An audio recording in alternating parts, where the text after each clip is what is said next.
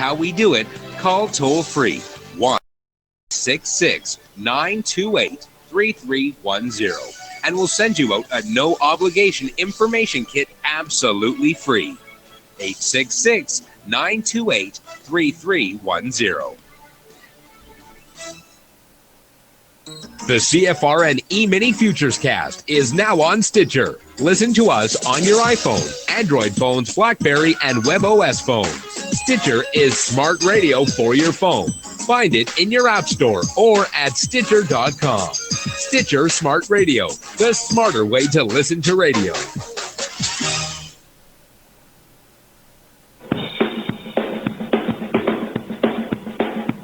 Are you ready, Steve?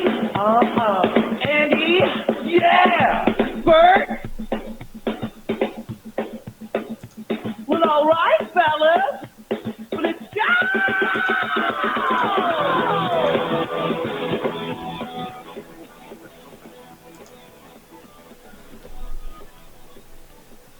You're listening to CFRN, the Christian Financial Radio Network. Today's broadcast is brought to you by Audible. Get a free audiobook download at www.audibletrial.com/CFRN.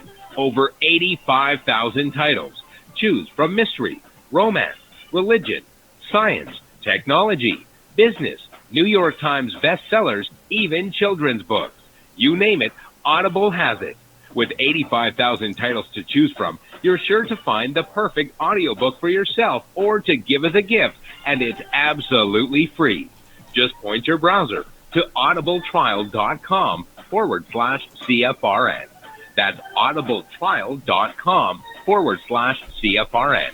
And become a part of the audiobook revolution by downloading your free audiobook today. audibletrial.com/CFRN. Hey, trader, want to get rich quick? Well, good luck with that. If, on the other hand, you actually want to learn how to trade, the place to be is www.cfrn.net. Tune in Monday through Friday, 9 a.m. Eastern for our daily devotional, and then spend the next 3 hours learning how it's done from professional traders who actually trade for a living. That's www.cfrn.net. Every trading day from 9 a.m. to 1 p.m. Eastern. CFRN, a community of believers who trade for a living.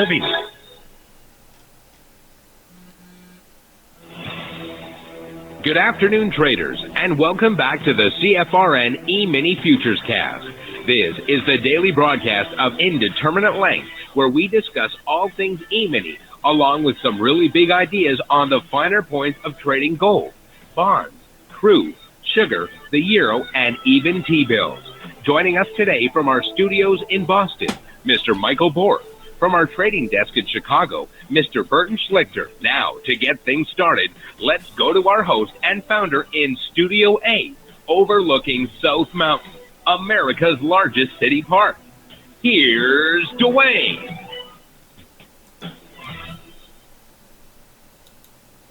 Hey, good afternoon. Welcome back. Today is Tuesday, 16th day of May, 2017. Hope you're having a great Tuesday. Thanks so much for tuning in. If you're returning, welcome back. If you're here for the first time, a very special welcome to you. We have a special guest joining us today at 1 p.m. Eastern, Mr. Craig Smith. He is the founder of Swiss America. You can check out his site while I'm talking, SwissAmerica.com. One of the biggest gold coin, silver coin, gold bullion companies in the world. Started it out of his bedroom with $50 in 1983. That's an American entrepreneur. Let's take a quick look at the numbers. Now I've got a chart up of the S&P 500 E-mini futures. In the event you can't see it, we can fix that. Got two options. Go to our home page at cfrn.net. On the right hand side of the page, click the big microphone, follow the instructions. You can't see it. We can fix that. Oh, my fix that started talking back to me. Okay. Where it says watch live now, click that. Bing. You'll see the charts, you'll access the chat box, and you won't have to register again until the 1st of June. Now you can go in another direction. You can go to youtube.com/CFRN. You'll see where it says live. Tap that. You'll see the charts there. And I can also see the chat box now. I had this incredibly complex solution worked out in my head. And the way I ended up solving the problem, it'll blow you away. But I'll save that for another day because we got a lot of ground to cover today. And Mike's got a webinar coming up for all the folks on the free trial at 1:15. So let's run through the numbers real quick so he can get in here and give us a recap of what happened in the live training room today. We'll start with the U.S. cash markets. The Dow up 14 points. NASDAQ up 8.5. S&P 500 is at the flat line. And Russell 2000 down to almost 3 points. No movers, no shakers, mixed markets. In the commodity basket, crude oil is trading at $48.81, down 4 cents after the rally yesterday. And gold shining brightly, up $6.60, trading $12.3660. Let's drop down to the Asian markets where the Nikkei closed up with a 50-point gain. Shanghai closed up 23 points. Hang Seng closed down 35.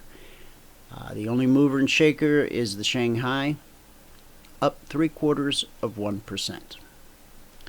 Last but not least, the European markets, FTSE, closed up 67 points. That's just shy of 1%. The DAX was down 2.5, and the CAC was down a little over 11. There you have it. Those are the numbers from around the world. I got lots more for you, but let's get over to Michael, get a recap of everything that happened in the live training room this morning. The good, the bad, the ugly. We sweep nothing under the carpet because you're just going to stumble over it later. Might as well tell them the truth the first time. Huh, Michael? That is correct. You betcha. That's how we roll. That's how we roll. We've been rolling that way for... we should have a sign, rolling this way since 2005. Ha! Before you go. You make me laugh and stuff comes up. Alright, see? I'm a blessing to your health. Yeah, thanks. Just keep that spoot tune handy. Yeah. Been nearby. Alright. Alibaba shares are up 30% on the year. Really? On the year. I believe we're almost halfway through. I know. Actually, we're we're almost to the halfway through month. Yeah. It's crazy. Mm-hmm. All right. I'll hit debate. I was reading something. I'll hit mute, and it's all yours. Okay. Here we go. All right. Good afternoon, everyone. Today is Tuesday, the 16th day of May, 2017. Now, if you have not taken a free trial with us, we've made it really easy for you now. All you have to do is go to the homepage at CFRN.net. Right here at the top where it says your email, put in your email. Where it says your name, put in your name, then click here. That's all you have to do. It's really simple. When you do that, you'll be sent a confirmation link. Then you click that confirmation link, and then you'll get all the information you need to take part in our 5-day live training room trial. Okay, now, the spreadsheet. Bing, we're back into the right color now. Back into the green. Alright, if you're going to read the spreadsheet, you can read all the CFTC risk disclosure stuff right down here at the bottom. Today, the 16th day of May, made 2 ticks in the euro, 8 ticks in the NQ, 2 ticks in crude, and 6 ticks in gold. 132.50 total. That's gross. Took us 91 minutes and 9 trades to get to 120. And we took a total of 10 this morning. Okay. So 1 month now, 1,068. That's over 12 days, averaging still a low number, 89 a day. We'll get that up. Get that up by the end of the month. On the year now, 13,780. That's over 92 days, averaging 149 per day. 149 per day. Okay. Yeah, let's minimize this now. And we'll get in here and go through what we did, didn't do. Yeah, the gold started out kind of choppy. And it changed directions and it gave a nice move up right here. I ended up getting just a couple out of that nice leg up. I wish I'd have written it out a little more. This was an hour into the morning though. See, it did practically nothing for the first hour. And it had a nice leg up and then it had just a little bit of chop in here. And then it sold off. Now the first one right here, we had one tick on. The second one, we had another tick, got us up to 2. And this one, we had 4 ticks and got us up to 6. Okay, it pulled into here, and it looks like right here, this was during the break. There was a shorting opportunity off the BBC right here that would have pulled back pretty deep. I don't know if it would have pulled back far enough, 37.7 up to 38.4. That's only 7 ticks, so it depends where you got in. And then it moved down. And that was it for that. Okay, on the euro, let's see. Euro again, really choppy first thing in the morning. Everything was really choppy. Then the euro had this great leg up right here. And then I was hoping for another one up and we didn't get it. So we got a break even there. Then it came down. And you see down here, the slingshot was not right. So there was nothing we could do with that down there. Why did I get out of the gold? Because I trailed my stop. Bar. And down here, what did we get on that? 2 ticks on this right here. All right, and then the cycle's just flat here, so we're not going to do anything with that. And then we weren't trending. So let's go back and look at that gold part. This one right here is what you're asking me about, right? Well, yeah, it might have been too close, but either way, when it pulled back in here and I was trailing it, it pulled back about 4 ticks right there from the high. So it would have taken me out right there anyway. I would have rather take the 2 ticks than 0 ticks. I know, I could have gotten in again right here if I'd have been paying attention. Right there, could have entered again right there. That leg up, but I'm just glad to feel healthy today. Somewhat healthy anyway. All right. So the crude, we had just a couple of them here. We had one there that was a break even. We missed that one. We could have gotten our goal for the day on that one if we'd have seen it. And we got 2 ticks on that one right there. Then the crude went kind of, well, during the break, it was, actually this wasn't even during the break, was it? It wasn't. I missed this during the session. There was a bounce off the BBC right there. And that was it on the crude. We ended up with +2 on the crude. The YM, it was, where was it? Right here. There was a long right there on the YM. There was another one right there. And one over here as well. During the break, I don't know how close to the zone the ES was, so I can't really tell there with the YM.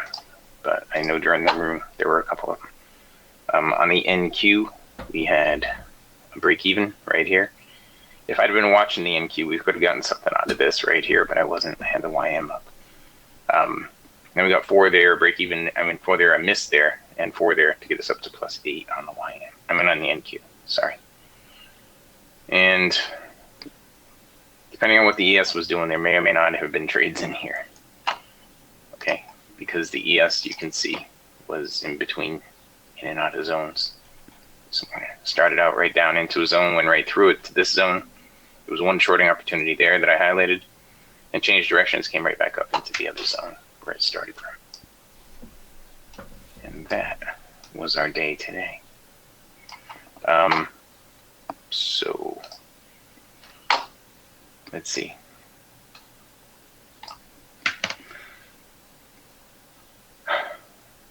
if you're going to read the spreadsheet, you got to read all the CFTC risk disclosure stuff down at the bottom.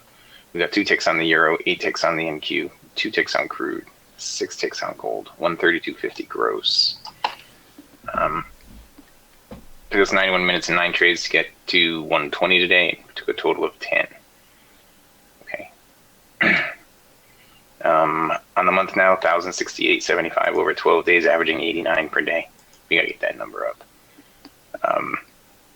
On the year, 13,780 over 92 days, averaging 149 per day. We got to get that number up too. Okay. This one. If you have not taken a free trial with us and you want to take a free trial with us, go to the homepage here at CFRN.net.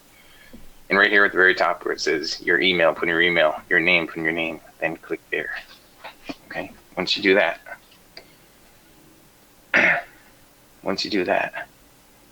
then you'll be sent the confirmation link.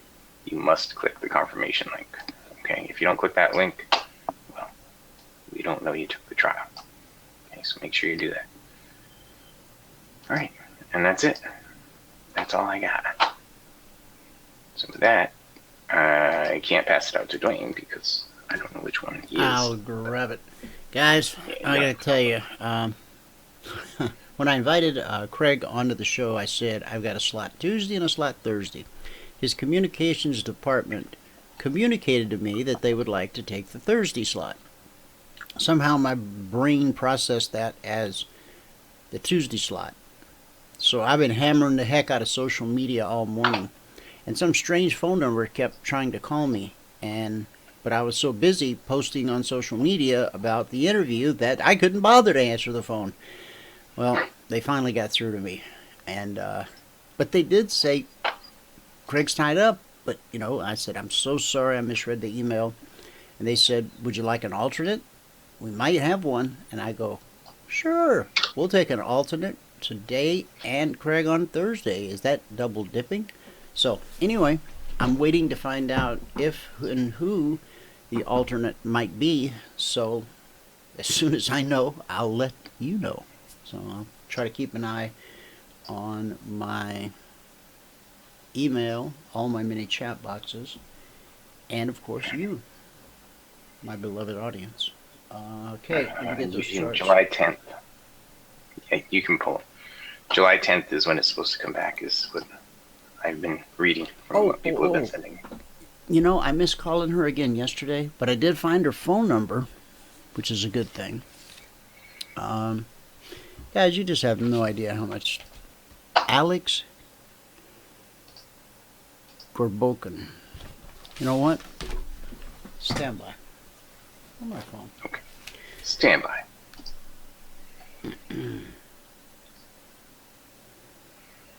Please stand by. Please stand up.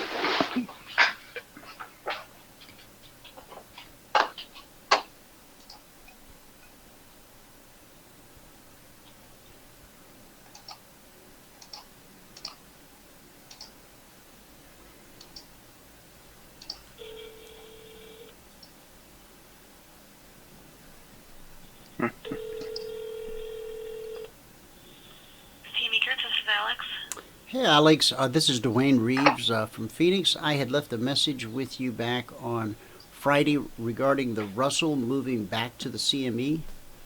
Yes, hi, how are you, Dwayne? Good. I was hoping to have you on the show for an interview. Would you might have 10 minutes to spend with us maybe tomorrow or Thursday or Friday?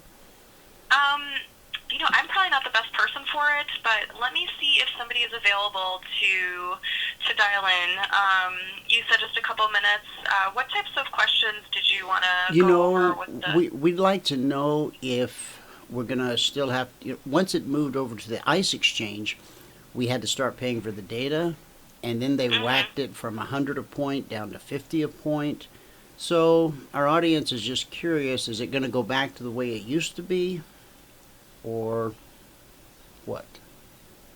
Okay. We have a lot of Russell traders in our audience. So a little bit more on the fees is basically what you're looking for, right? Yeah, because when the Russell was with the CME for so many years, we didn't pay for data, at least not through our broker, and the point value was $100 a point as opposed to the 50 a point they've now hobbled it to. Okay. All right, let me see if I can actually get you some of that information over email, and then maybe we can do it that way as well. Sure. Dwayne, what's your email address? Support at CFRN.net, and that's as Christian Financial Radio Network, CFRN. Okay, great. Okay. Okay, I will try to get you something today. If not today, then tomorrow. Does that timing work for you? That's perfect. Thank you so much, Alex. Okay, thank you very much. Have a great day. You too now. All right, thank you. Bye-bye. Bye-bye. So there you have it, straight from the desk of Alex Skorborkin. They'll get back to us. All right, get back to us. She was certainly congenial. She was very, very nice, yes. We'll send her a thank you card. If I had a communications team, we would. All right, moving right along. Oh, I need to get the charts. Yes, you need to get the charts.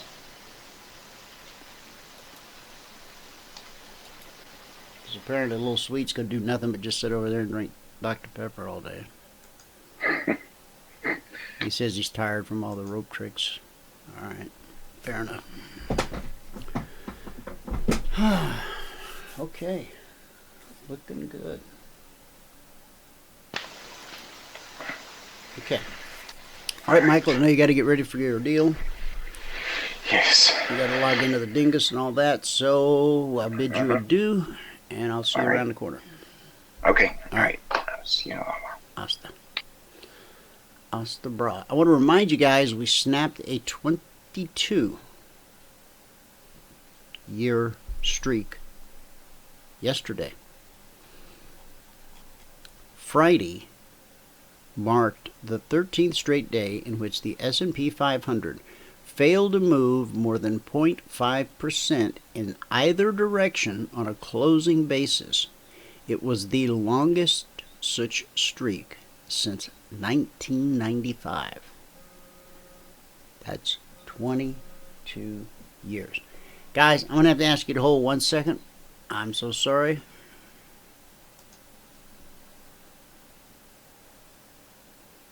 Good afternoon, this is Dwayne.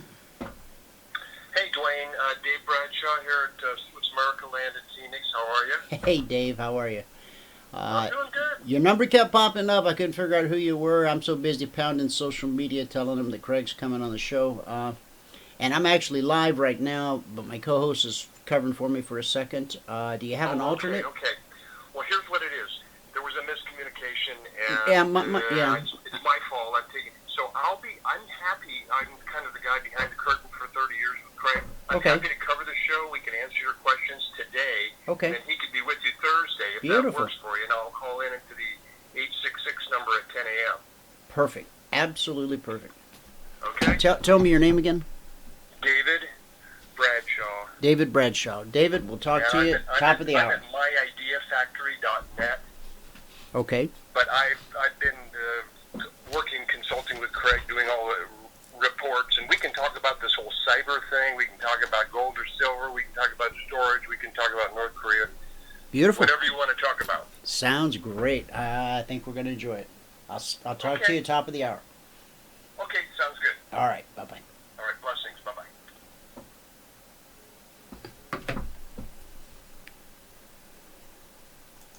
And that, ladies and gentlemen, on the phone was our alternate, Mr. David Bradshaw of myideafactory.net. He's also been the man behind the curtain with Craig Smith over at Swiss America for about the last 30 years. He said, we can talk about gold, we can talk about the cyber attack, we can talk about North Korea. He says, whatever you want to talk about, we'll talk about it. So, sounds like a pretty sweet deal. A little sweet. I'm going to ask you to leave the room. All right. Okay, so let's get cracking. And now that we've covered the 22-year snap, let's go take a look at what's happening in the world while we slept. I got it right here. Now, for those of you that might be in the YouTube chat room, I know you haven't got accustomed to this yet because I haven't been there for years, and I've got to get accustomed to looking over there occasionally. It's not in my direct line of sight, but it's just to the left. So if you type a question into that chat box and don't get an answer straight away, give me a minute and I'll get the hang of it. Let me open this chat box. What do we got? John B says the Dow 30 is the only index not making new highs on this push and has not made a new high since March. Interesting. The S&P and the NASDAQ made another new high yesterday and today. I thought that was interesting. I think it's interesting too. In fact, I just saw a headline that said the NASDAQ is the most crowded trade out there. Not sure what that means, except I guess everybody's piling on. Oh, and Eugene just asked about, well, Eugene, I'm seeing your question now, and boom, you just heard the answer. Well, we don't know yet, but we will soon, okay? Now, it appears that President Trump has appeared to confirm a Washington Post report that says he disclosed highly classified intelligence with Russian officials. This morning he tweeted out that he just simply wanted to share with Russia. He thought he was in a safe space. He didn't say that. As president, I wanted to share with Russia at an openly scheduled White House meeting, which I do have the absolute right to do, facts pertaining to terrorism and airline flight safety, Trump tweeted. Humanitarian reasons, plus I want Russia to greatly step up their fight against ISIS and terrorism. I don't see anything wrong with that. Current and former anonymous, always with the anonymous, right? U.S. officials told the Post that Trump's disclosures to Russian Foreign Minister Sergei Lavrov and Ambassador Sergei Kislyak, Sergei, that must be like Joe, jeopardized a key source of intelligence about the Islamic State terrorist group, as the source had not given the U.S. permission to share the intelligence with Russia. Boo-hoo. Trump revealed more information to the Russian ambassador than we have shared with our own allies, one official told the Post. Well, hello, we want to make Russia an ally. It's, a better world where we get along, even if we have ideological differences, and one looks good on horseback without a shirt and the other doesn't. If we can get along, if we can just all get along, it's a better world. CBS News White House correspondent Mark Nola reported that White House spokesman Mike Anton emphatically denied that Trump's tweets confirmed any disclosure of classified material. Trump's statements seemed to contradict previous caveated White House denials of the Post story.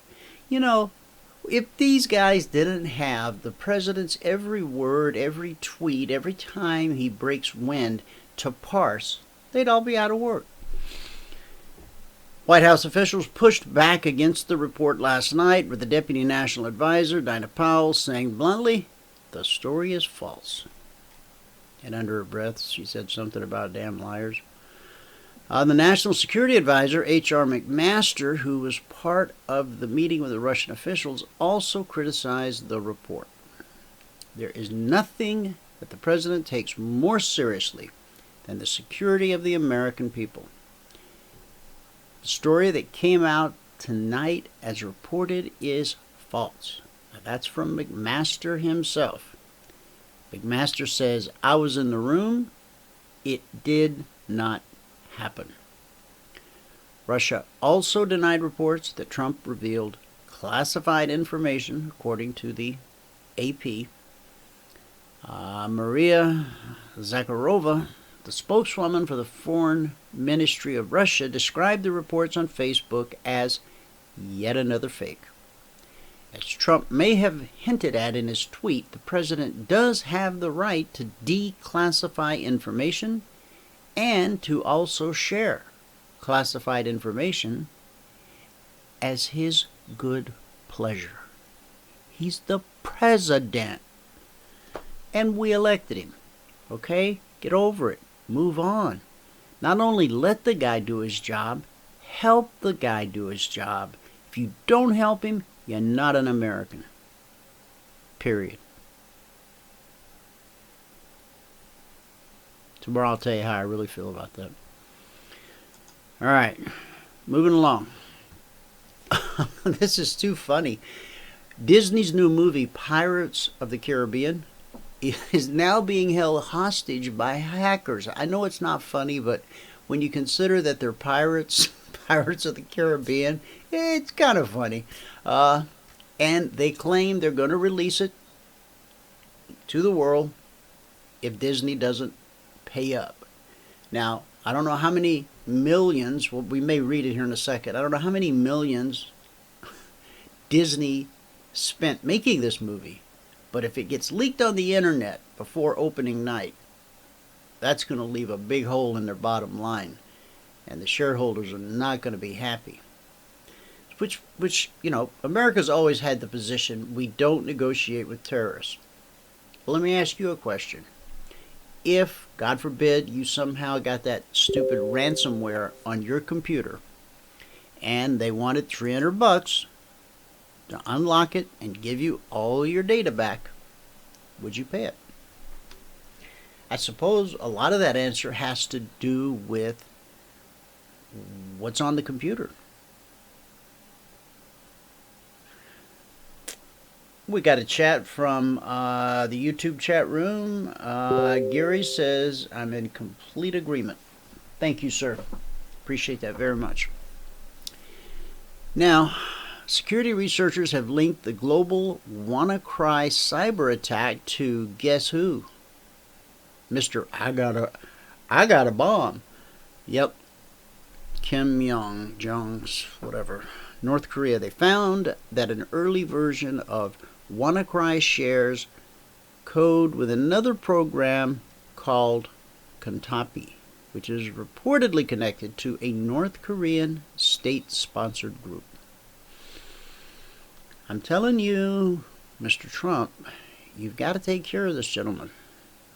How you do it, that's your job, not mine. But for the sake of the world and South Korea, you got to do something. Google's AI, artificial intelligence company, DeepMind, might have been given inappropriate access to NHS patient data according to the UK's watchdog for healthcare privacy. The National Data Guardian's leaked letter to the Royal Free Hospital suggests the AI firm will have to answer questions about its data sharing deal. A former employee is suing Silicon Valley startup Upload VR for alleged discrimination and rampant sexual behavior.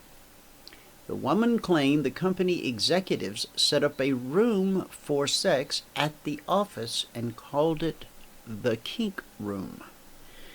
Now, I don't know how old you are, and I don't know if you ever strayed from the path that your grandmother tried to raise you on. But I know that when I was 22 or 23, if somebody had handed me $1 billion, I would have been involved in some things of which would make this kink room look like the latest release of Bambi from Disney, okay? I'm just tearing a page out of the past. Not proud of it, not at all, but it's a fact. Just thank God there was no internet for it to be permanently recorded on. And I know some of you are sitting there wiping your brow going, whew, yeah, me too. Apple is reportedly adding, check this out, glucose monitoring as a feature in an upcoming version of the Apple Watch. BGR reports that Apple might integrate the new function into the band rather than the watch itself.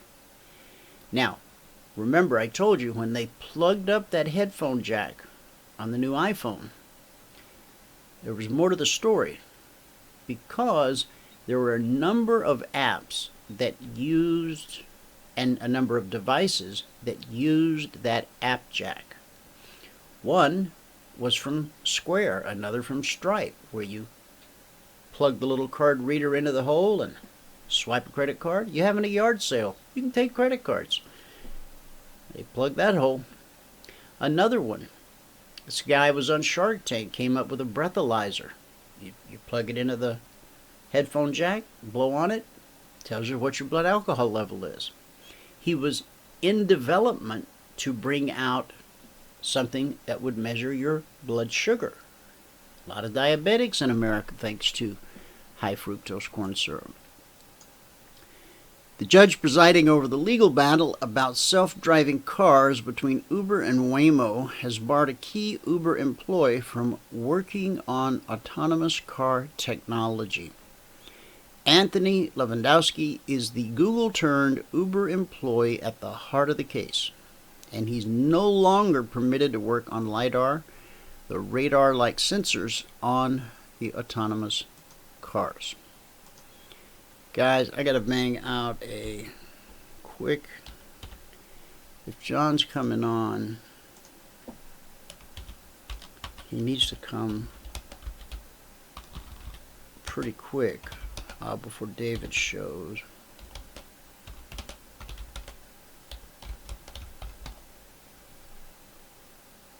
Okay, message sent. Beautiful. Beautiful, beautiful, beautiful. How did I end up with this life? I did nothing special. I won the life lottery. You did too. If you woke up in a bed in America this morning, yeah, you may have a few bills to pay. You may have some issues you're dealing with, but you won the life lottery because you got Made in USA stamped on your backside. Let's not ever forget that. Let's not ever take that for granted. Microsoft criticized the U.S. government for stockpiling software vulnerabilities after the WannaCry attack, which uses an exploit developed by the NSA and caused havoc around the world. Company President Brad Smith said governments should treat the attack as a wake-up call. Amen to that.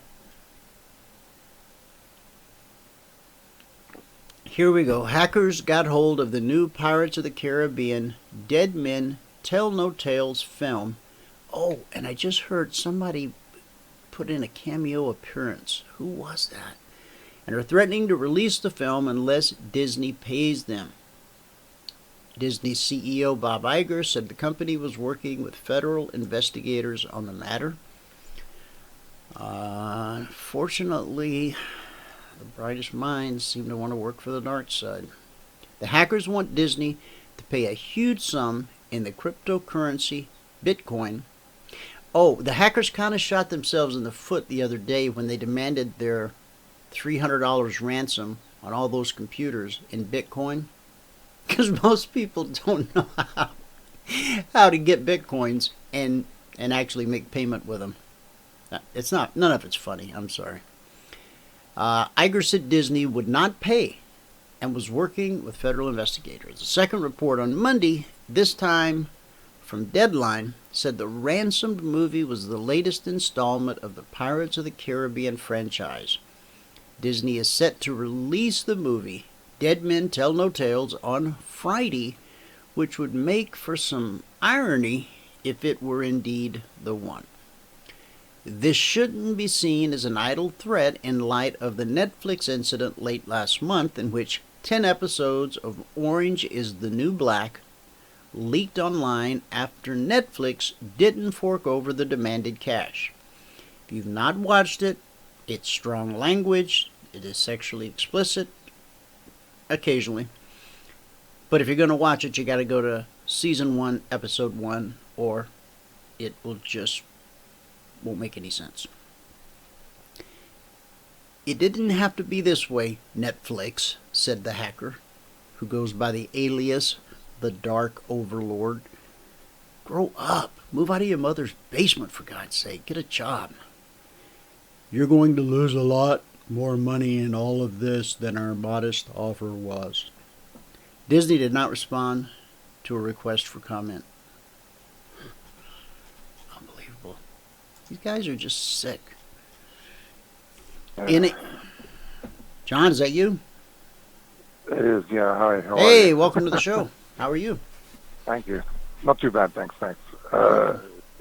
We're just talking again, about we're the pushing Disney. They hacked Disney. They got the new Disney film, Dead Men Tell No Tales, Pirates of the Caribbean, and they're threatening to release it before the release on Friday if Bob Iger doesn't pay up. It's a real problem. Just wanted to say a few things about the issue last night with the so-called classified information and the Russians and everything like that. You know, it's sort of like, you know...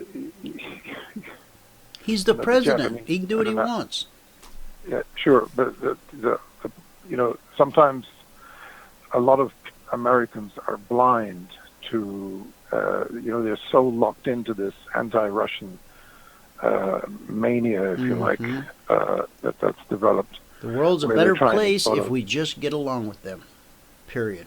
Look, we're the best friends in the world with Japanese. You know, these people, what they did to the United States, you know, is beyond imagination. And it's the whole thing of what we've been talking about. You know, these dictators pop up periodically and have delusions of grandeur, like this guy in North Korea, and did the same sort of thing as Hitler, same mentality as Saddam Hussein, and the guy in Syria, and it always ends badly. And I think Trump, if he gets to sit down with this guy, I think he's going to tell this guy in no uncertain terms, wake up and get on, you know, go like the Vietnamese and get on with the future, because all this nuclear stuff, and it's just it's going to end badly sooner or later. And the problem is everything that the U.S., you know, because we've been putting off these things. It's just like, you know, when they didn't take Yasser Arafat out 20, 30 years ago, when they had the chance. Look at the havoc that this guy wreaked on Israel. When they didn't do the job properly in 1991 with Saddam Hussein. You know, the guy spent the next 10 years, you know, preparing for the next war with a vengeance in his heart. You know, when they didn't, you know, when they took out Osama bin Laden, they should have taken him out in 2001, not in 2011.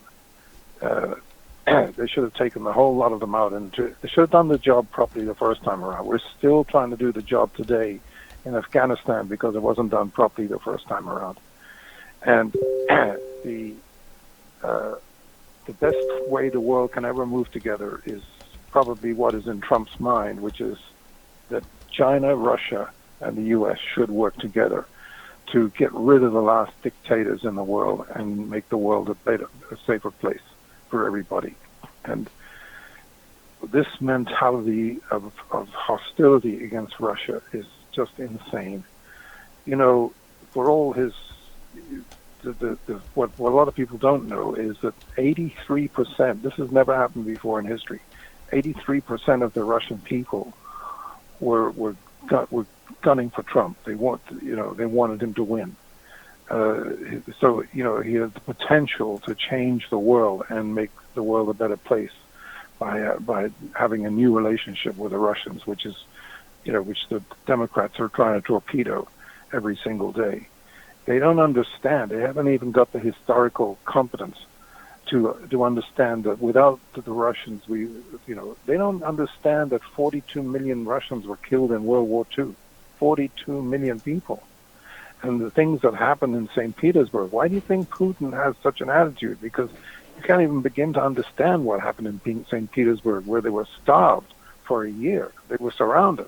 I mean, and the Russians won, and there's obviously hostility because of the Russians, of what happened with the Cold War and how that all came about. But at the end of the day, they were still our allies against Germany and against Japan.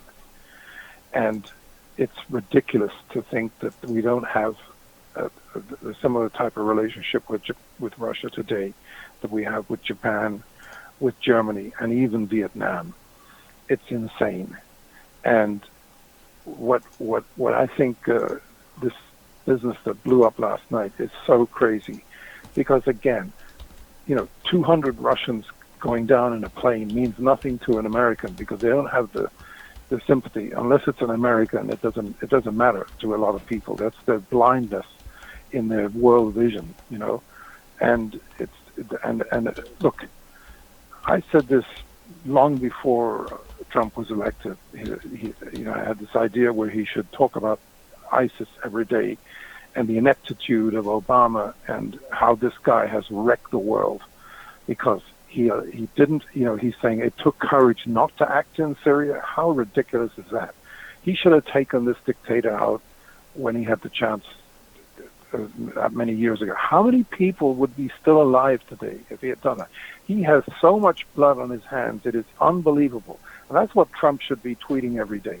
He should tweet it every day. He should call a spade and say, quit, yiping the Democrats. They all got blood on their hands because they were behind Obama. And he let ISIS mushroom out of nothing. He didn't nip it in the bud. He was sleepwalking around the White House and whistling past the graveyard. It's plain and simple. It is an absolute disgrace. And he and Hillary, the two of them, have all blood on their hands, and people are still dying today because they didn't do the job properly the first time around. That's what, and Trump came in for change, and that's what he's executing. And there's going to be no more of this kind of stuff going on in the world. They've got to clean this.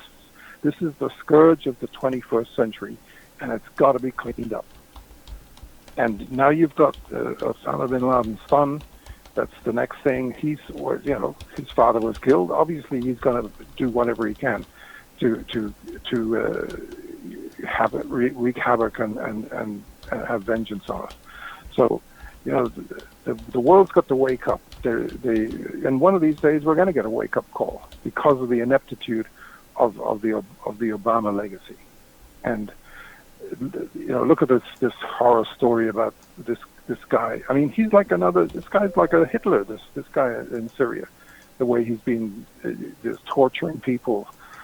Whole generations of people have been killed because of this guy.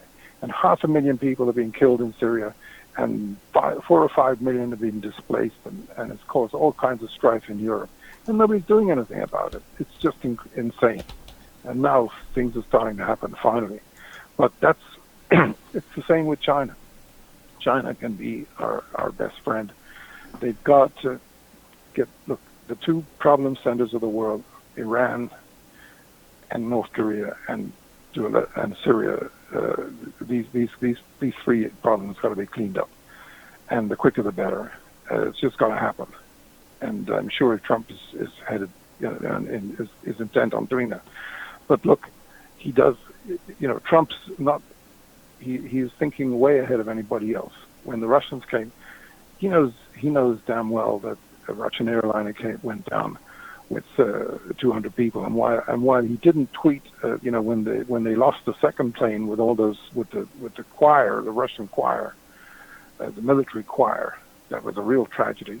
However, that plane went down. While Trump, I think, probably lost the opportunity to actually put out a tweet of sympathy. I think he did call Putin and offers his. This means a huge amount to a world leader. Why? So, he's reaching out to people. That's what we should be doing. That's what wins points with the Russian people. Empathy, John, and respect, and yep. I'm sorry. I just want to say, John from the audience wanted to offer this to you. Our relationship with Russia now is still a little biased, are a little based upon the Cold War, which is, I think, what you just said. Trust but verify, like Reagan did. So I think he's basically just simply agreeing with everything you said. Yeah, I mean, look, look, we have to be careful because, but I think, look, it's like the Crimea issue. It's a lot bigger deal than most people don't even begin to look. Nobody knows it. They just apparently asked 1,700 people in the States to point out Korea on a map, and just about nobody got it right. So the level of kind of knowledge of that's scary. Overseas. Yeah. And it's the same with Crimea. They don't understand the history of Crimea, and the problem is that Khrushchev, who had some kind of Ukrainian blood in him, gave Crimea, which was always Russian, back to the Ukrainians. And because of the breakup of the Soviet Union, there's a real kind of a claw in everybody's throat about Crimea. So, and it wasn't really kind of like annexed, because they already had, the thing is, they already had 25,000 troops in Crimea as part of this naval base that was there. So, I mean, it was practically Russian already, and now if they had a vote, it's kind of like people in Gibraltar. 99% of the people in Gibraltar want to stay in the EU. And about 80 or 90% of the people in Crimea want to be with Russia now, because since Russia took them over, their benefits have gone up, their standard of living has risen. So it's a much more complicated picture than just. And there's 300 years of history behind Crimea. It's kind of like Northern Ireland, or it's like before Ireland was divided, it was united. That's why there's so much strife, over the years. Now, because of the European community, it doesn't really matter anymore until Britain decided, in their dumbest of all dumbness, to Brexit, to exit this union, which has created a whole new problem now. The problem it's created is something that nobody ever foresaw, which is the Irish. And look, I'm telling you, when I used to drive from Northern Ireland to Southern Ireland all those years ago, it was like driving from the U.S. into Mexico. You notice the difference as soon as you cross the border. It kind of looks poorer and poverty-stricken. And my goodness! When we go down to our mission in Mexico, as soon as we cross over, I mean, right there in the little town called Lukeville. I mean, it's so obvious you're in America, but once you drive through and you get the red light or green light, you either got to pull over or they wave you through. I mean, the second you cross, you're in another world. It's a culture shock. The litter's everywhere. It wasn't quite as drastic as that between North and Southern Ireland, but it was certainly perceptible. It was noticeable. Right. But the tables have turned. Now the Irish are the ones who are the wealthy. There's 70,000 per capita income versus 45,000 or 42,000 for the Brits. So it's crazy. But listen, thank God the Irish situation has virtually disappeared. The problem of North and South, because it's more united than ever, and the Brits and the Irish get on better today than they ever have in history. I mean, there was a time when, not so long ago, when the Queen visited Ireland. That's something I thought I'd never see in my lifetime, but it happened. And that's the same thing as Trump going into Russia and making friends and getting rid of all this nonsense. I mean, these people are so hell bent on they're just over the top. They really are. And Putin, for all his. You got to hand a lot of credit to Putin for what he's done for Russia, and but at the same time, he doesn't. This guy doesn't. He wants stability. He's not looking to start World War III. That's for sure. It's a lose-lose situation for everybody. So, and they need prosperity. They need Western style prosperity just more than any country really. They need to cooperate with the West, and they need to be more integrated with Europe. It's kind of a no-brainer.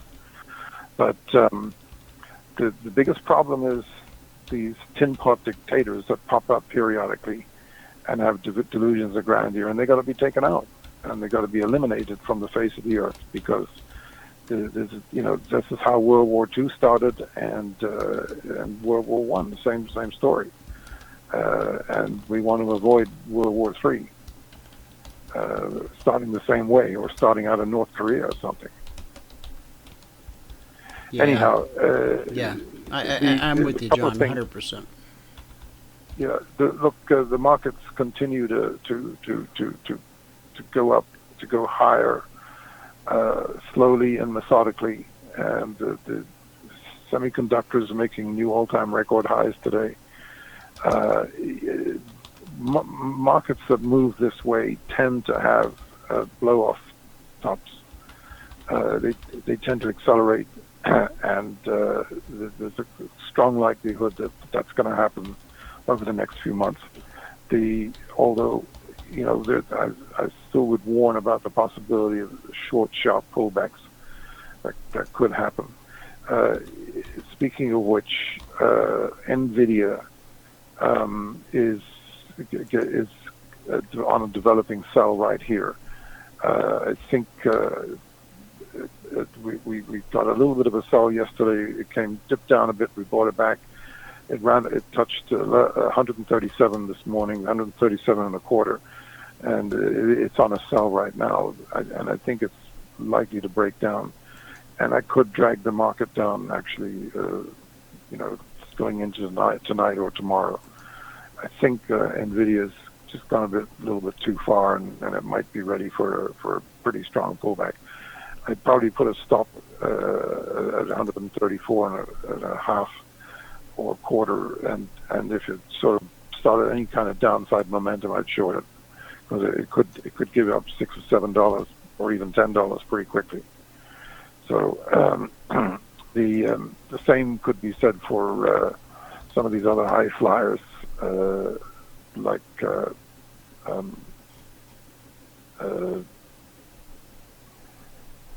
one I mentioned yesterday, OLED. OLED is right up there. But I'd put I'd probably put a stop around 117 on that.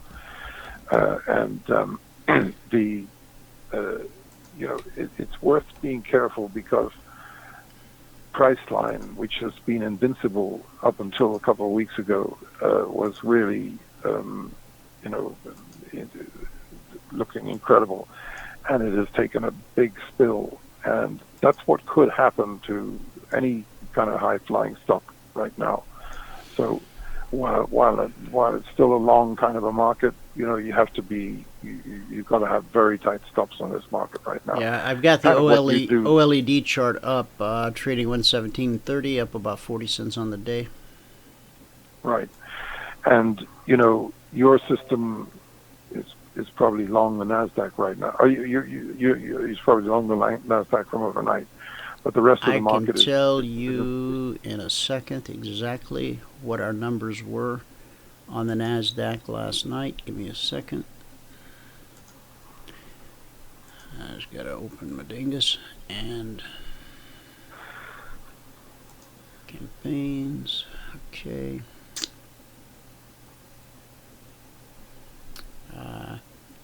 I told you we had a guest coming today at 1, and she should be dialing in any second now. I see it's after 1.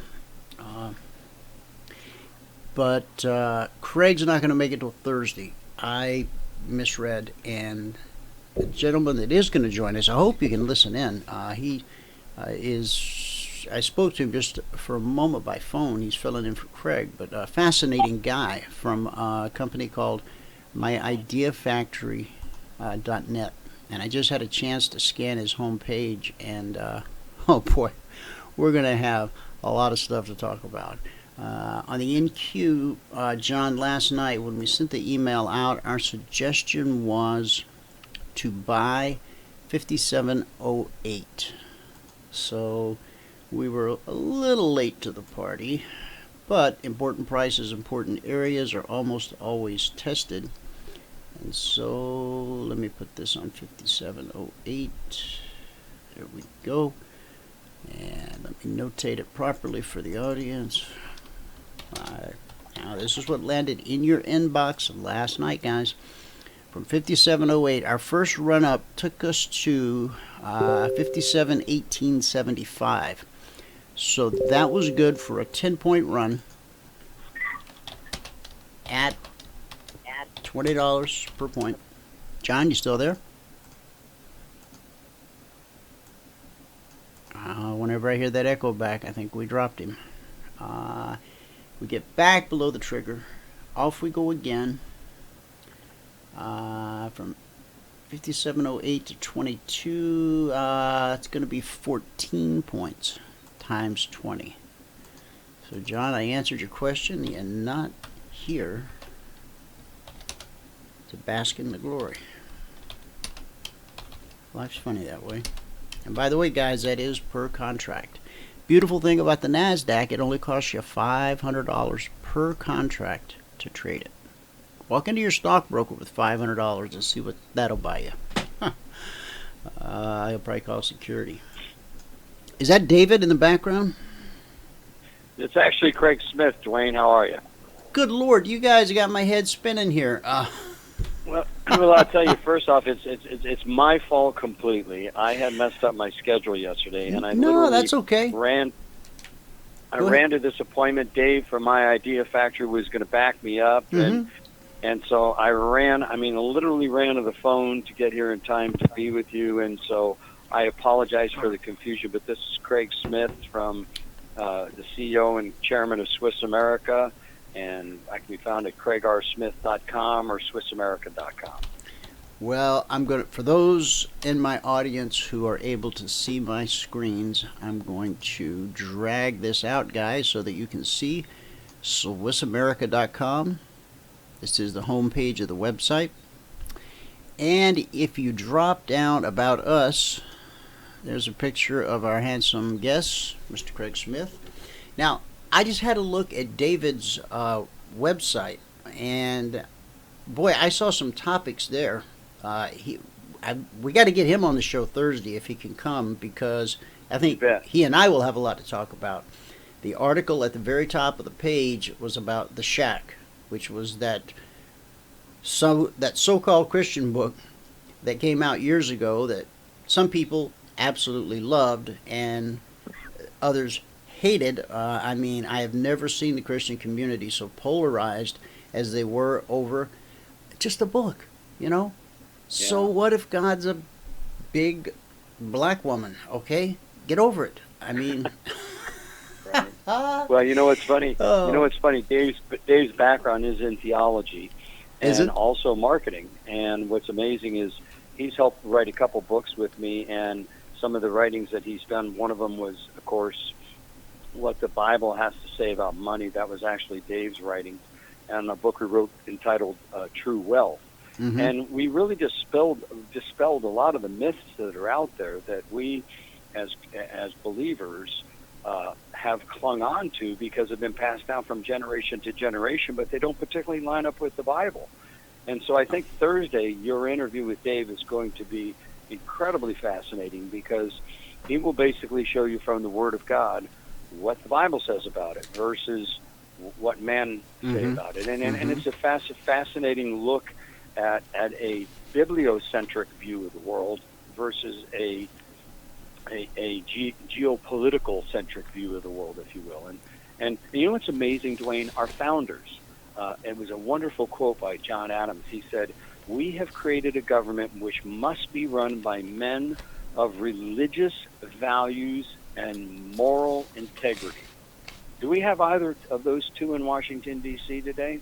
And yet that was the government we were designed to be run by. So your Thursday discussions with Dave are going to be fascinating. He's a brilliant man on the subject. I think you'll have a great time. I really look forward to that. And I appreciate you taking time to come and be with us today. Again, guys, Craig is the founder of Swiss America. The website's up on the screen for those of you who can see my screens. He founded this company out of his bedroom in 1982 with $50.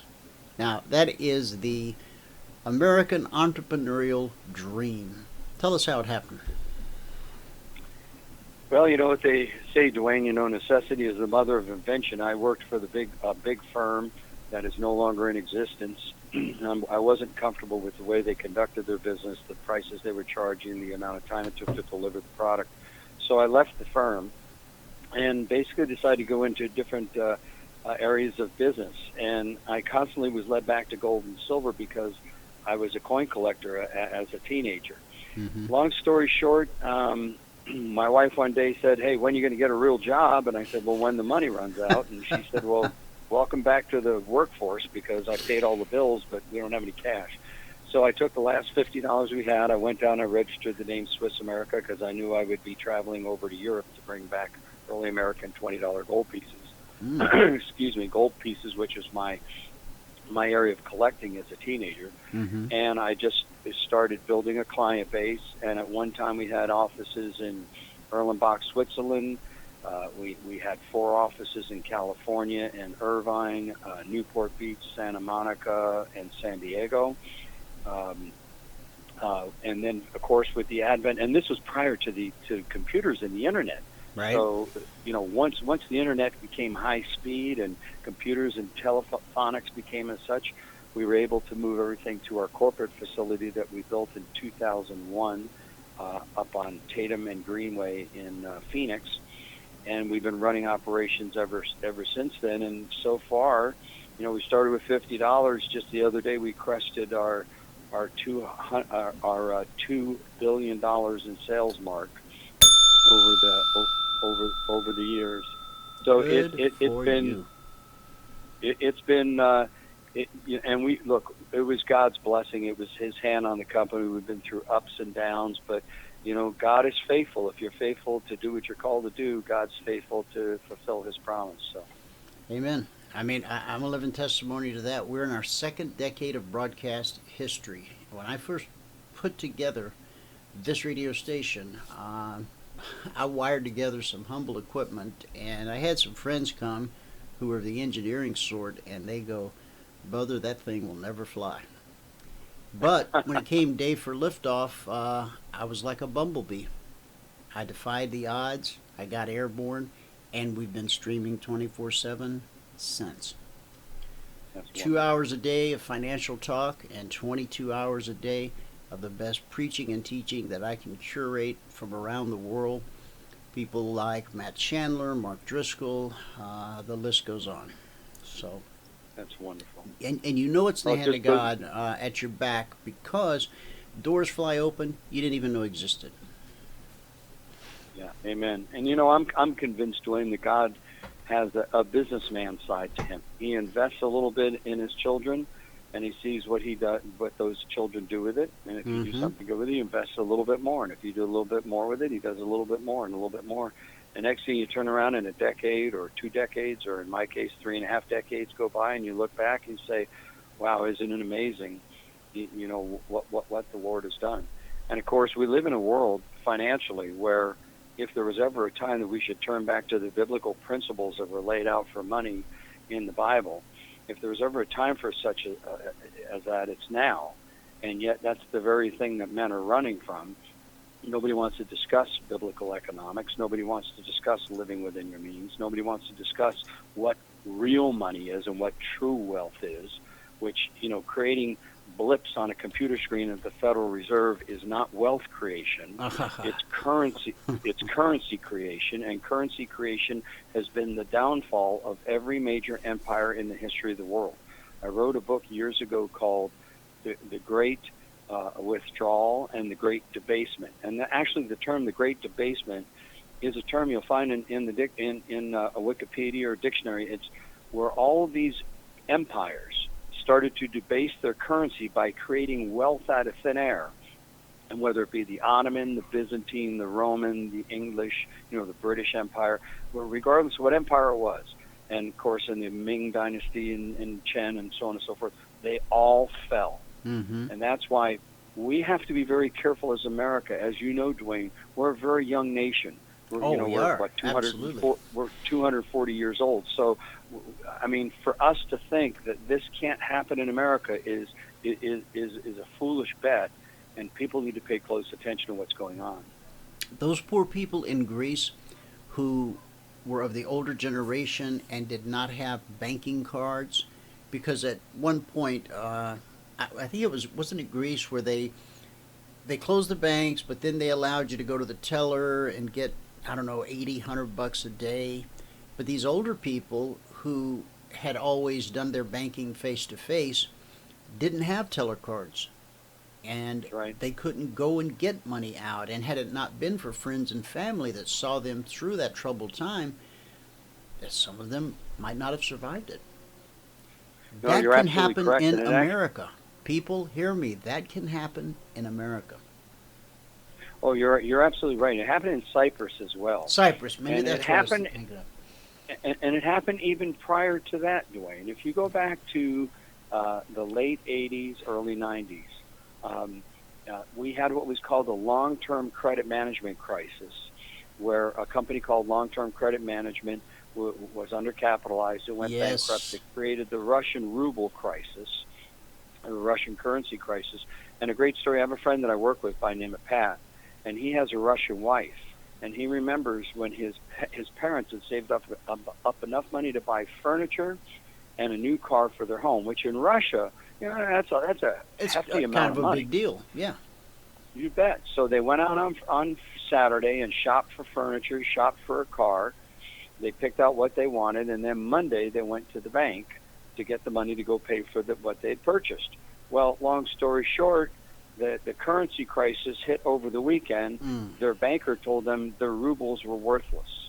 So now all these years that they saved up for that car and that new furniture, now that dream was gone, and all that hard work was gone. So here, all that real wealth that was created by a man's labor, right, by the sweat of your brow shall you make your bread. That's right. Was just wiped out by somebody deciding that the ruble was no longer worth anything, and every one of your listeners and viewers needs to realize that can happen to any fiat currency. And the U.S. dollar, while it's the best currency in the world right now, it is nevertheless a fiat currency. And one of the characteristics of a fiat currency is it can go to zero. It can, and our currency. Well, how much? What are we at? Are we at about the U.S. debt clock's at what, about 17 trillion?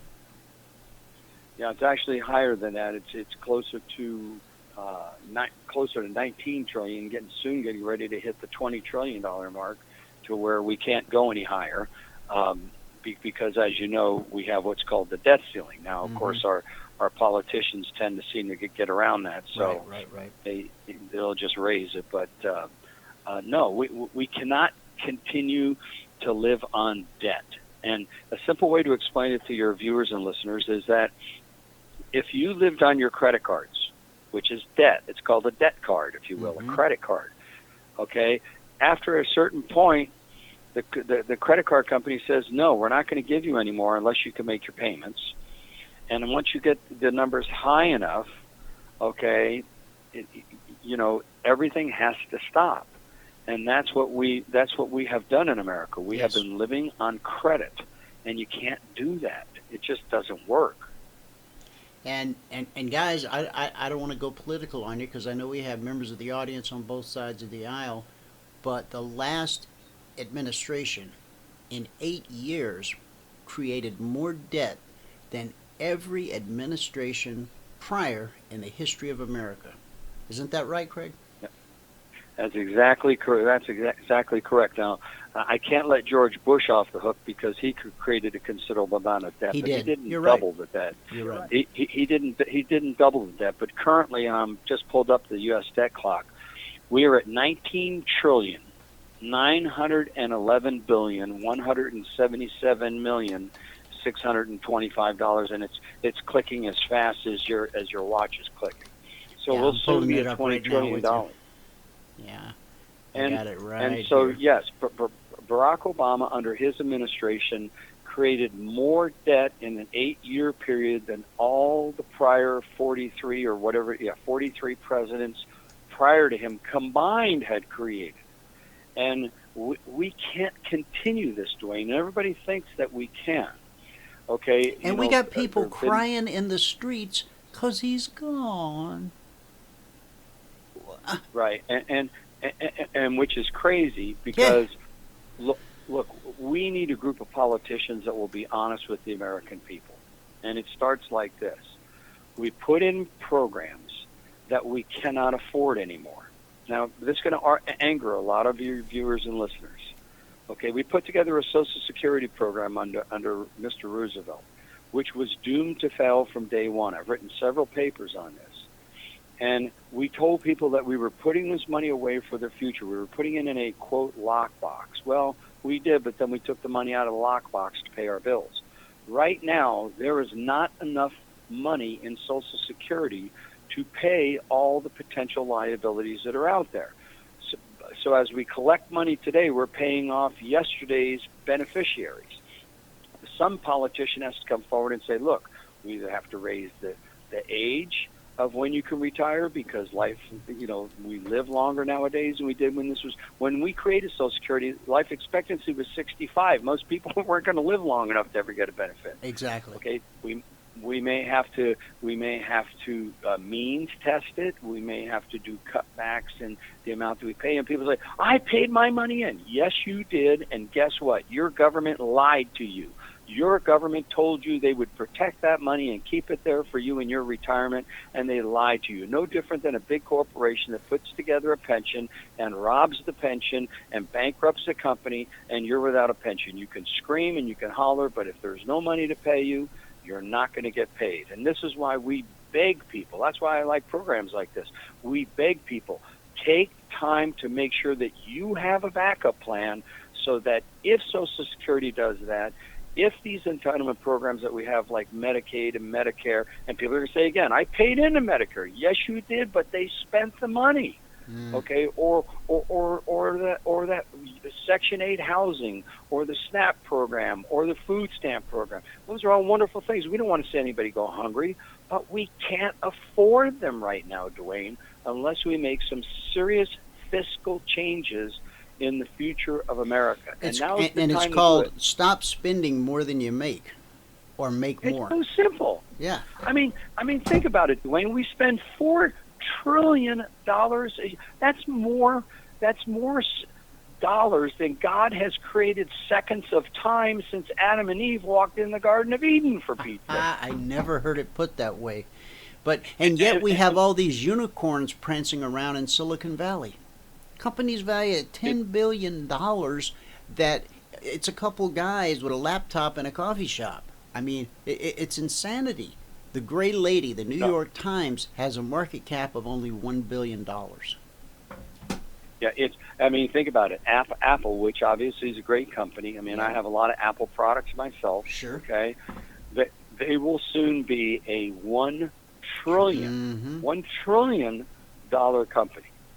Okay. Now, they came up with a great idea, but as you said, there are people like Snapchat and all these different things that don't even make any money, and their companies are worth, billions upon billions of dollars.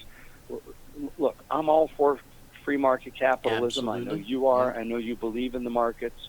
I believe that capitalism is the greatest way to pull people out of poverty. Mm-hmm. However, our founders understood that you had to run by the rule of law.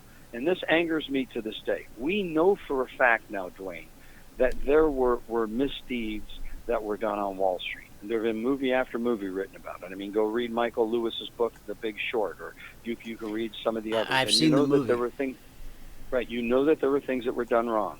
Yet not one person has been punished. Yes, fines have been paid, but nobody was punished. They finally caught up with Bernie Madoff and put him in jail.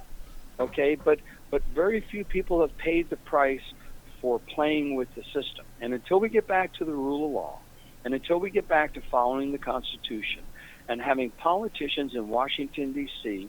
that will do what they say and say what they do, or say what they do and do what they say, we're in trouble, Dwayne. It's just that simple. And look, do you have any hope people, for the current administration? I do, and let me tell you something. Just the fact that this man is being attacked on breathing the wrong way tells if he breaks wind, they write about it. Yeah, I mean, just that, Dwayne, tells you he's on the right track. Amen. Because think about it. If he was being embraced and everybody said he's the most wonderful president, we just had that out of 8 years. We had 8 years of that garbage. Okay, yeah, we had the media worshiping a man. We had the left and the Democrats worshiping a man who said he was the greatest thing since sliced bread and that he could walk on water and he was going to change the world. Well, yeah, he did, but he left a whole lot of debt in the wake. He's got a whole lot more people on food stamps. He's got a whole lot more people on welfare and a whole lot more people dependent on government. That's not what this nation was designed. More Americans on food stamps today because of him than when he came in office. Absolutely. He had his Food and Drug Administration run commercials encouraging people to sign up for food stamps. Yep. And you can't drive down the street without somebody trying to give you a free government subsidized cell phone. Right. My brother had 3. I said, shame on you. How many people, Dwayne, can ever forget that famous interview and that piece of tape where this young lady is saying, I got my Obama phone. You should get your Obama phone. I got 3 of my Obama phones. Okay? Remember the interview where the woman was crying the night of his election saying, I'll no longer have to pay my mortgage. He'll put gas in my car. Yeah. People really believe that. And these are honest, sincere people who really believe that this could be the case. Oh, my. And it's not true. And we as Americans know it. And look, it's always the hardest working people with no voice that are ones that take it on the chops. That's why I do these programs and write my books, because the super wealthy are not going to get hurt in a crisis. No. They got enough money to protect themselves. The super poor have nothing to lose. It's the middle class that always gets wiped out. And I can show you this through every part of history. And that's why my latest book, Money, Morality, and the Machine. What a title, huh? Money, Morality, and the Machine. I like it. Where I used Dwight Eisenhower's a farewell address about beware of the government military industrial complex, where we write about the connection between money and morality. And if a nation has become immoral and its money's become immoral, the machine gets bigger and it's a leviathan that's hard to stop. By the way, your viewers and listeners, if they want a complimentary copy of that book, all they have to do is call 800-289-2646, 1-800-289-2646, and mention CFRN or Dwayne, and they'll send out a copy, and they'll pay the postage, everything. There's no hidden cost. I'm sending this in the chat box out to everybody. 800-289-2646. 2646. Okay. It's called Money, Morality, and the Machine, Smith's Law in an Unethical, Overgoverned Age. And I'll tell you something. If your people read this book, they will see why we're failing. Because our founding fathers literally, what's the word I'm looking for? I don't want to say prophesy. They predicted that this would happen because if we didn't follow principles that they put into the Constitution. Listen to this Thomas quote. Jefferson said, if you ever create a central bank, you're cooked. Your goose is... Oh, absolutely. And look, Lindbergh was against it. McFadden was against it. He begged Congress on the floor. Louis P. McFadden begged with tears streaming down his face when we were passing the Federal Reserve Act of 1913. He begged the other congressmen, please don't do this. It will be the beginning of the end of this nation. Now, ends of nations can take hundreds of years. They can take decades. Some take multiple hundreds of years.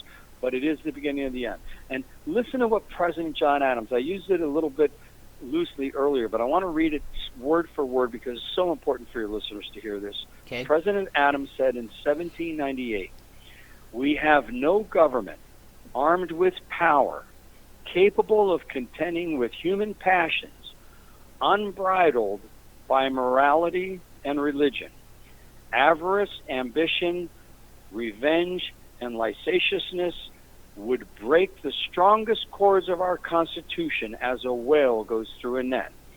Our Constitution was made only for a moral and religious people. It is wholly inadequate to the government of any other. This Constitution was made for a moral and religious people, Dwayne. Wow. And it's inadequate to rule any other group of people. Now look, I know there are a lot of good, moral, religious value people that listen to this program, but Dwayne, let's think outside of this program for a minute and look at what you see on the internet with hundreds of billions of dollars being made every year on pornography on the internet. Or the things that we see on television now that when I was a kid in the 50s and 60s, if you put that stuff on television, they would have shut your TV station down. Craig, my son's 15. All of his friends, even the kids younger than him, have cell phones, right? Smartphones. I took him out Friday to get him his first cell phone. And now I've already had problems with him in the internet. He's a 15-year-old boy. When I was a 15-year-old boy, I know where the heck I would have been if I had access to the internet. I mean, and it's free. That garbage is free. Yeah, but he's 15. And so I told the clerk, I said, now, I want a phone that will no way in hell go on the internet. Oh, got exactly what you need. Let me sign you up, blah, blah, blah. My son was so happy, even though he knew his friends would kind of laugh at him a little bit because he couldn't get the internet. He was okay with that. And doggone it, Saturday morning, he's all bleary-eyed. I know the look. He'd been up all night on the internet. I said, give me that phone. I started punching buttons. Up comes a web browser. I went into AT&T. I called AT&T, the store right up from me on 51st and Baseline, and I said, this is my phone number. I'm pissed, and I'm coming. And I hung up. And when I got there, my son wouldn't even go in with me. He goes, Dad, I'm afraid you're going to throw stuff. I said, no, I'm not. And the store manager turns out to be a young woman, about 21, very pretty. And so it just took all the fight out of me. And I explained to her what had happened and how upset I was. And she fixed it. She made it right. But, I mean, these kids have a thing in their pocket that can put them eye to eye, free, with some of the most disgusting stuff on the face of the earth. And yet at the same time, Dwayne, it can connect them to the largest trove of knowledge the world has ever seen. Absolutely. Right at the fingertip. Absolutely. And so it comes down, and everybody counsels me, well, it comes down to the kid and how you raised them. Look, I know how I raised my kid, but when it comes to raging hormones, I don't, that's right. My words fall, somewhat soft. Now, sure. A question I want to ask you, I've got a guest, his regular Wednesday co-host. His name is Wayne Jett, and those who can see the screens will know Wayne's site, classicalcapital.com. He was an attorney, practiced before the Supreme Court. Since he retired, he wrote a book called The Fruits of Graft, Great Depressions Then and Now. Basically, it has to do with the creation of the Federal Reserve, with the Rothschilds, and those who, quote-unquote, rule the world. But he recently wrote an essay on his site called Bitcoin Price Beats Gold, because a couple days ago, Bitcoin hit 1,700. But only gold is good money. And so when he was with us last Wednesday, he talked a little bit on that topic. Of course, I want to ask you about gold. I've got several questions for you. But before we go to gold, what do you think about Bitcoin? I don't like any of the cryptocurrencies. I think they're just the identical thing that we started with creating paper dollars that have nothing backing them. I mean, a cryptocurrency is basically based on confidence that you believe it has value, therefore it does have value. I mean, we can do the same thing by picking leaves off a tree. If somebody will use them as money, then they become money. But in the case of gold and silver, gold is money. Gold is what's referred to as a numeraire, a issue of value. Gold has no subsequent liability, no subsequent what's the word I'm looking for? It has no liability to you. It's something you physically hold in your hand. It takes labor to get it out of the ground. I mean, that's why they call it mining of bitcoins. Right. You know, people writing computer programs trying to find these algorithms that they can find. You know, this is cryptocurrencies are not only being made by Bitcoin and many other exchanges now. They're also being made by the Bank of Canada. It's called Japan has created a law that allows it to be a legal form of payment. Go ahead. Yeah, and you have banks creating it. You have Bank of Canada, coin has now come out. You have the Bank of England that's working on one. I mean, so it's just another form of payment, but it's not money. See, we have to understand something. There's a difference between credit, debt, currency, and money. And Gilligan's seashells. Yeah, I mean, you can pay with credit, you can pay with debt, you can pay with cryptocurrencies, or you can pay with money. And money is something that's value never changes. People think gold is $1,200 and whatever, $30 today. No, it isn't. It's the same value that it was 100 years ago. The only difference is US dollars are worth less. That's exactly what Wayne says. Go ahead. Well, but that's because that's a basic truth. I mean, that's why if we had a gold standard, people's life savings wouldn't have been inflated away. Think about it. If you were in the 40s and 50s and you saved up $100,000, that was plenty to retire on. Right. $100,000 today at 0% interest, you can't retire on that money. Where if it was in the form of gold, your gold would have gone up. It would have offset the depreciation that you had because of a fiat currency. See, this is why Alan Greenspan in 1967 wrote a white paper called Gold and Economic Freedom. And he said the only reason that the statists want us off the gold standard is that they can't expand the welfare state if you stay on a gold standard. It's impossible because if you don't work, you don't eat. And he said gold that's right out of the Bible. You bet. And he said you can't pay people when they don't create something. If you do that, there's a hole in the economy. Right. And so the reality is gold is the only thing that protects the buying power of the dollar. So people say, gosh, Craig, gold went from $265 in 1999 all the way up to $1,800. Now it's back down to $1,250. No, gold has stayed the same. The exact same amount of goods and services you could have bought 200 years ago with an ounce of gold is the exact amount of goods and services you can buy today with an ounce of gold. And people have to understand that. That's why when we tell people to buy gold, we don't tell them to buy it to make money. I mean, there are ways to trade, and you know that, how to make money trading the markets. You buy gold as an insurance policy to make sure that your money does not lose buying power. That's why we tell people put 5, 10, 15% of your money in gold, and the rest of your money should be spread out in other areas. So people have to understand. I know a guy, we'll call him married white male, and he has amassed quite a few silver. I think they're called Walking Liberty something or whatever. Yeah, probably still silver eagles, I would imagine. Silver eagles. Was he wrong to accumulate silver instead of gold?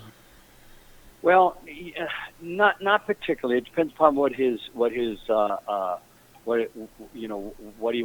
intended to do with it, or what his ultimate goal was. His ultimate goal was to preserve wealth, and in the end times, perhaps be able to buy a loaf of bread if it ever comes to that. Right. Well, keep in mind that gold is a monetary metal. Silver is a precious/industrial metal. We have to keep in mind that's why gold trades for $20. But we're running out of silver, whereas we still have all the gold that's ever been mined, right? Right. But keep a but in there that a lot of silver is a byproduct of mining other metals, A, and B, we've had a supply-demand gap for 25 years, and you surely haven't seen it affect the price of silver to any major degree. I mean, yes, we saw it go from $5 to $20 and even higher and then come back down, but this alleged, shortage of silver that's out there in the market surely hasn't played itself out in the price. Well, that's what we keep hearing. There's this massive short position, and that what's his name? Not a bad boy of banking. Oh God, why can't I think of it? Having a senior moment. George Soros? No, not Soros. Jamie Dimon. The guy that's Jamie, paid more yeah. billions in fines than any other bank any other bank CEO in history. I mean, that's just what it's for them to pay fines of billions of dollars. That's just the cost of doing business. Oh, sure. To them, $50-100 billion is nothing. But to get back to your question, yeah. Silver will work as a proxy for money, Mm-hmm. but keep in mind that gold is a monetary metal. Gold has been for centuries a monetary metal. Have there been bimetallism systems? Sure, we had one in America. You had a $20 gold piece, and you also had a silver dollar. So, I mean, we've had times when that's been the case, but gold is a monetary metal. It's recognized throughout the whole world as money. That's why central banks use it to protect their reserves.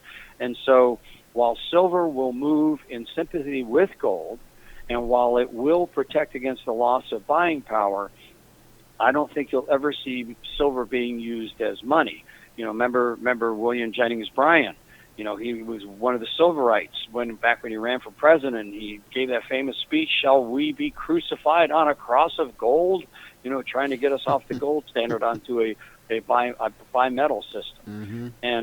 And the reason for that is silver is precious metals. Yes, indeed it is. But it is used more in industrial uses, like for solar panels and that type of thing, than it is for any type of what I consider to be a monetary metal. So if my friend, who we'll call married white male, were to rethink things and decide that he should add some type of gold to his holdings, what's your number one recommendation? Well, my personal one is early American $20 gold pieces that are circulated, or just close to uncirculated, which trade for a small premium above their price of gold. $5, $10, and $20 gold pieces. If you're looking for smaller denominations, you can obviously go with $5 gold piece, which is a quarter ounce of 9/8 fine gold, or a $10 gold piece, which is a half, or a $20 gold pieces, which is an ounce. But the reason I like those coins is because there's no reporting at the time of the purchase. There's no reporting at the time of the sale. I like that privacy aspect. Mm-hmm. A lot of the other metals that are out there right now, you have to provide a Social Security number when you sell X amount of ounces of gold. And while I'm a firm believer that everybody should pay their taxes and obey the law, right, it should be between you, God, and the IRS, not between you, God, the IRS, and your dealer. Mm-hmm. Now, these coins, do these coins have to be minted before a certain date? Yes, it's 1933 is when we stopped making $20 gold pieces. Of course, not all coins will fall into the realm of what we believe is non-confiscatable gold. Now, there's big controversy about this. Some people say, oh, that's ridiculous. All coins can be confiscated. Other people say coins will never be confiscated. We show you 4 times in American history, the last one being 1933 when Roosevelt recalled the gold, where we've been through gold confiscations. It's not something new. And we can argue that under Section 2B, subsection C of the coinage of the executive order that President Roosevelt signed, it showed that coins that have a unique, specific value to the collector of rare and unusual coins, which is if you will, a loophole that you can argue that if you're collecting coins, which obviously people are not collecting them, but they're putting them away by date or by rarity or what have you, you can argue that in fact that the coins have a numismatic value. It's these coins are not making anymore. So tomorrow, say in 2017 they'll make 50 million gold eagles. Mm-hmm. Well, in an $18.99 $20 gold lib, there's probably only 10,000, 15,000 coins in any particular grade that are available. So they're quite unique and rare in respect to the modern issues. Yeah, I got to say, one day I was taking an actual break from work, and I was sitting with my wife. I was watching a little TV, and a commercial came on for not your firm, but for another company that it's a common household name that sells coins. And I grabbed my phone. My wife says, "What are you doing?" I said, "I just want to hear the pitch." See, I don't know if I ever told you, Craig, but for many years, I own and ran call centers of different varieties. So that's how I earned my living for many, many years. Anyway, I called, and of course, I get put straight through. I call the 800 number. I get put straight through to the boiler room, and the pitch was not bad. It was, to my ears, obviously a pitch, but he says, "Now, sir, what is it you're looking to do with your money?" And I started to tell him, kind of what I was thinking about. And he says, oh, so you want the stuff that can be confiscated? And I was like, well, no, I didn't say that. What I said was, and he, about 5 times, he redirected me back to, so you want the stuff that can be confiscated? I said, boy, the sales meeting, they really hammered you guys this morning on that line of the pitch, didn't they? And he goes, pitch, what do you mean, sir? I said, look, it's been fun. Have a nice day. And I let him go. I wasn't going to torture him anymore. But well, tell people, could somebody come out tomorrow and say we're going to confiscate gold again? Could that happen? Of course. And let me make one thing very clear. Whether you're buying early American $20 gold pieces or truly rare, true rarities like the 1792 birch cent that sold for $3 million, one single copper coin, any coin, any form of money can be confiscated because the government has, quite frankly, bigger guns and tanks than you and I do. I mean, I don't own a tank. I don't know about you, Dwayne. No. But if they come to your house, and I'm not suggesting that this would happen, but if they did, I mean, you can either, turn it over, or, I mean, if governments want to be tough, they can be very tough. And if they don't use guns and tanks, they use fountain pens and computers, and they run you through the courts. I mean, the point I'm trying to make is governments can do whatever they want when they're unchecked by the people. And so to say that we'd never see a gold confiscation, I cannot say that. To say that they would never confiscate even the coins that we believe under the subsections of that executive act cannot be confiscated, could they?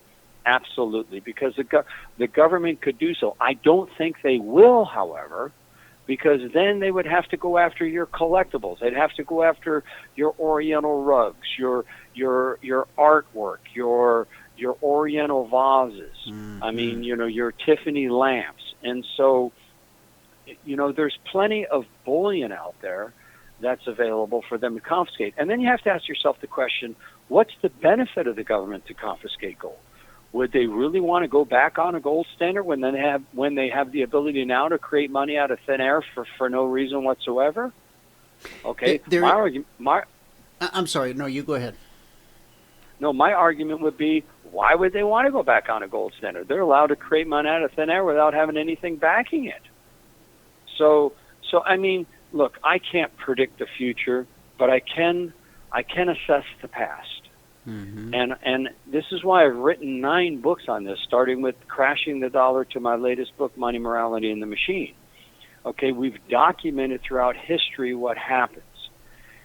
And when evil men and women, people of avarice and greed, who have no moral compass or religious values, believe that the best way to fix a country is to steep it in debt and buy your way out by spending money. Okay, the only protection you have as a citizen is to own something of tangible value. There are only 2 things that have a tangible value: real estate and gold. And to me, those are 2 things in the Bible. There are 4 forms of wealth in the Bible. Dave will talk about this next on Thursday when you guys talk about the Bible and money. There are 4 forms of gold. There are 4 forms of money: gold, silver, land, and cattle. Why? Because gold was to be used for currency and silver is the same. Cattle were for food and milk and leather and so on and so forth. Land was for a place to live, to grow crops. Okay, and out of those you can create wealth. Why did all the money systems of the world base themselves off gold and silver? People forget we started our money system. We were the envy of the world for the first 100 years of this nation because we had a gold and silver backed money system. There were times when the U.S. dollar actually bought you more 5 years later than it bought you 5 years before, because the money became more valuable because it was backed by gold and silver. And then in 1912, Woodrow Wilson, our first progressive president after Teddy Roosevelt, put in the Federal Reserve Act, which on that midnight train to Jekyll Island. Yeah, I don't know why we call it the Federal Reserve. It's not federal and has no reserves. No more Federal Reserve than Fred Smith's Federal Express, for Pete's sakes, okay? Then they passed the was it 13th or 16th Amendment, the federal income tax. So here you had one branch to print the money and create money on thin air, the other branch to collect it in the form of taxes. That's why there was a great white paper written in the 40s by the head of the Fed, his name was Rummel, who said, hey, we don't need taxes. We'll just print the money that we need. And in essence, we're taxing the people anyway because the money that they have will become worth less. He was willing to do away with the tax system. We have to learn from our history, Dwayne. And when we study our history, it shows perfectly. Look, you don't hear me telling people to buy dehydrated banana chips, machine guns, and Krugerrands away for the end of the world. I'm telling people, take 5, 10, 15% of your money, diversify it into money. If you can't afford gold, purchase silver. It's a nice proxy for gold. Put 5, 10, 15% away. It will offset the ravages of the buying power that you lose in the form of the U.S. dollar. Is it legal to keep gold or silver in a safe deposit box in a bank? I know it's not legal to keep cash in a safety deposit box. I do believe. Let's put it this way: if it's not, then we're breaking the law, because I probably shouldn't say this publicly, but our company, stores a lot of our inventory that we have for deliveries in a bank for security purposes. And the bank knows, in fact, that that's what we have in there, and we'll make no secret about it. They know the company that we're with. Right. So I don't like to give advice that I don't have the answers right on my fingertips, but I believe it is okay to do so. Is it? I know you can. I know you're not supposed to keep currency in there, but someone had asked the question the other day when they knew you were coming on. Now, I have warned people forever about these gold and silver ETFs. If you want to trade them, if you want to be in today, out tomorrow, fine. But do not fool yourself into thinking that if you buy shares in GLD that you actually own gold, because it's right in the prospectus that you don't. Yeah, no, that's great advice. You're absolutely correct. If you want to make, if you want to trade gold and silver for profit, like you said, if you think it's going down, you want to short GLD to make a profit on the downside, or you believe it's going up in value, you want to go long GLD, it is a wonderful way to do it. It's the most inexpensive way for you to trade the markets on a daily, weekly, or monthly basis. However, if you're buying gold to physically protect your portfolio from any potential crisis, because keep in mind, if we have a banking crisis, it's not like they're going to announce it 2 weeks in advance. You're going to wait. You're going to go to bed one night, and the next morning the banks are going to be closed, like it was in 1933. The only way to do it is have it physically in your hands, because GLD is a piece of paper. Matter of fact, in most cases, if you have a Schwab or Ameritrade account or what have you, it just shows up on your statement that you have 100 shares of GLD, and they're trading for $120 a share or whatever it is. And you do not own the physical gold, nor do you have claim to take delivery of the physical gold. And there are companies out there right now, Dwayne, that are starting to spring up again that are offering to store gold. Oh, yeah. People tell me, I've got a warehouse receipt. Okay, well, when the stuff hits the fan, how much is it going to pay? How much are you going to pay UPS or whoever? That warehouse is in Chicago or wherever, New York City. There's only one place that I suggest that people use a third-party depository, and that's in the case of IRAs, individual retirement accounts where you can hold gold and silver. We only recommend to use Delaware Depository Services Corporation, Delaware, Maryland. Mm-hmm. They actually physically have the gold, and you have a receipt that you can literally go to the front door and take delivery of the gold. And by the way, on a side note, if any of your viewers or listeners have fallen prey to this whole notion that you can have your IRA and hold it at home, okay, they need to check with their tax attorney immediately, because if you've fallen into that prey, you know, they give you a free safe and they show you how to do it, and you set up an LLC, and they could give you this. I haven't even heard about this. I haven't heard about this. This is absolutely 100% against the tax code. We've written a paper on it. It's on our website, SwissAmerica.com. We've gotten some of the finest legal minds in California to look at it. It is absolutely disallowed by the IRS. And you'll hear commercials all the day. Put your gold in a home storage IRA where you can have physical possession of your gold. Let me tell you, when you do that, and it would take too long to explain all the mechanics. Where do you keep it? What do you do once you buy it? Where do you put it? Well, if you're talking about physical gold that's not in an IRA, I can show you, and I don't like to talk about it publicly. Okay. But I can show you many of your places in your home where you can store your gold. Okay, that a crook in a million years would not be able to find it. That's number one. Number two, there are plenty of people that put safes in their home. There are plenty of people that use private safes. Matter of fact, you're in Phoenix. Okay, well, the safe thing I'm familiar with, but I got the impression from what you were just saying that putting it in the safe was not. Oh, you're talking about an IRA. Yeah, I'm talking about this home storage IRA nonsense that's going on right now. I'm gonna have to look into that. Okay. Yeah, so it's totally. It's so. I'm just telling. Matter of fact, if you call the office, they'll send you a paper on it.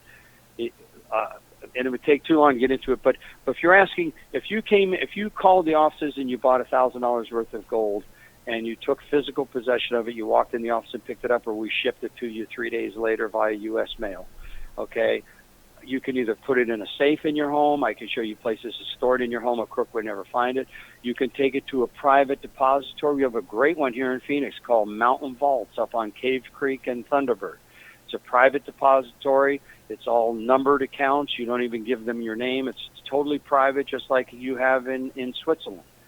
There are plenty of bank safety deposit boxes that I'm pretty confident in telling people, yes, you can, because you can keep precious things like antique watches and that type of thing. That's what safety deposit boxes are designed for, to store precious documents and keepsakes. So there are plenty of ways to get around all that. And believe it or not, I have people that live in apartments in New York City that have physical gold in their apartments that they've never had a problem with. Plus, it's covered under your homeowner's insurance if you declare it to your policy writer that you're in fact have it in your home. A member of the audience just sent me a link. It's called Tip Hero, but I'll just read two things. When I opened up a safe deposit box, the banker told me it was illegal to store U.S. cash in your box. The banker said that is considered taking currency out of circulation, which is against federal law. Now, gold. Many people use safe deposit boxes to store precious metals like gold and silver. In the 1930s, it became illegal to own gold, and it was confiscated by the U.S. government. When you went to your box, a bank representative would have to look to make sure there was no gold in your box. If there was, they confiscated it and paid you the prevailing price for your gold in cash. And the person writing this list says, I don't believe this will happen again. For one thing, back in the 30s, the dollar was pegged to gold, which was the primary driver of the policy. We have since completely gone off the gold standard, and the dollar is no longer pegged to gold. And so I think he's inferring that it's not illegal to store precious metals, gold or silver, in your safe deposit box. Yeah, now, I'm pretty sure that that's the case. And now, a member of the audience wants to know, what was the reason that was fed to the public for going off the gold standard back when it happened? Well, let's keep in mind that there were two instances that occurred. Okay. Number one was when Mr. Roosevelt recalled or closed the banks during the banking crisis of 1933. and then reopened the banks and confiscated the gold in the process. That was the confiscation of gold. America still remained on a gold standard, but you as an American were not allowed to convert your dollars into gold. See, that's how you lost 75% of your buying power overnight. He recalled the gold at $20, turned in your $20 gold piece, you got a $20 bill. Then he repriced the gold at $35 an ounce, which then allowed the Federal Reserve to print 75% more money into circulation to get us out of the, quote, Great Depression, which wasn't the case. Second World War got us out of the Great Depression. And it expanded the money supply. Then Richard Nixon in 1971, August of 1971, closed the gold window. The reason he did that was because there was plenty of American currency overseas that were being sent back to America saying, hey, here's $100 worth of your currency. We want 5 or whatever it was, 3 point some odd ounces of gold. And we did not have enough gold to meet that demand. And so Nixon closed the gold window, no longer accepted. And that's when we went on the petrodollar. Remember, we cut a deal with the Saudis to protect their oil fields if they would use gold, the dollars dollar, exclusively for their oil. So now all of a sudden, dollars had to be used to buy oil if you wanted oil. So instead of accepting gold, you accepted dollars because that's how you bought your oil. So it's amazing how governments can work and tell people that they're doing it for their best interest, when in fact they're doing it for the deep state. They're doing it for that swamp that our president has promised to drain. And that's why, bringing this back to zero, because I've got another meeting I understand. lined up. I've kept you way over the amount of time. But bringing this back to ground zero, though, that's why Donald Trump is the most hated man in Washington, D.C., not by the people who voted for him, not by even some of the people who didn't vote for him, but by the deep state who do not want to see that drain swamp, or that swamp drained, because once that swamp is drained, he will be able to rebuild America, because it's not too late. It was a campaign slogan, Dwayne, but there was a truth in it. Make America great again. We can be made great again if we stop the nonsense today and we start doing the difficult task of getting us back on track. It's not too late. We're only 240 years old. Wow. One last question. I'll let you run. Big rumor, the Chinese are secretly hoarding gold and are going to announce on the center stage at some point that they are pegging the yuan to gold. Fact or fiction? I believe that's going to happen. Chinese have not been selling any of their gold production for the last 12 years. They've been importing gold over the last 12 years. You wouldn't be doing that unless you had the anticipation of using it. That's why people have to ask themselves, why are central banks all buying gold right now? Because they're anticipating that sooner or later this U.S. dollar, with a $20 trillion debt, with $150 trillion worth of long-term liabilities, and if you want to take it completely out to year 2050, we're talking about over $250 trillion worth of liabilities. People see the days of the dollar are numbered. People forget this. We are the reserve currency of the world. But before we were, it used to be called the pound sterling, the British pound sterling. That was the reserve currency of the world. Okay, they lost their reserve status because they came off the gold standard to fight World War I. Okay, we replaced that when we took over because we remained on the gold standard. Okay, so yes, I do believe China is amassing huge amounts of gold. I do believe they're going to issue a gold-backed yuan or an RMB, or they're going to go to the International Monetary Fund and say it's time to start using what are called SDRs, special drawing rights, that were used when we had the financial crisis in 2008. And instead of this time being made up of euros and dollars, they'll be made up of euros, dollars, British pound, and Chinese yuan that are backed by gold. That's my personal belief.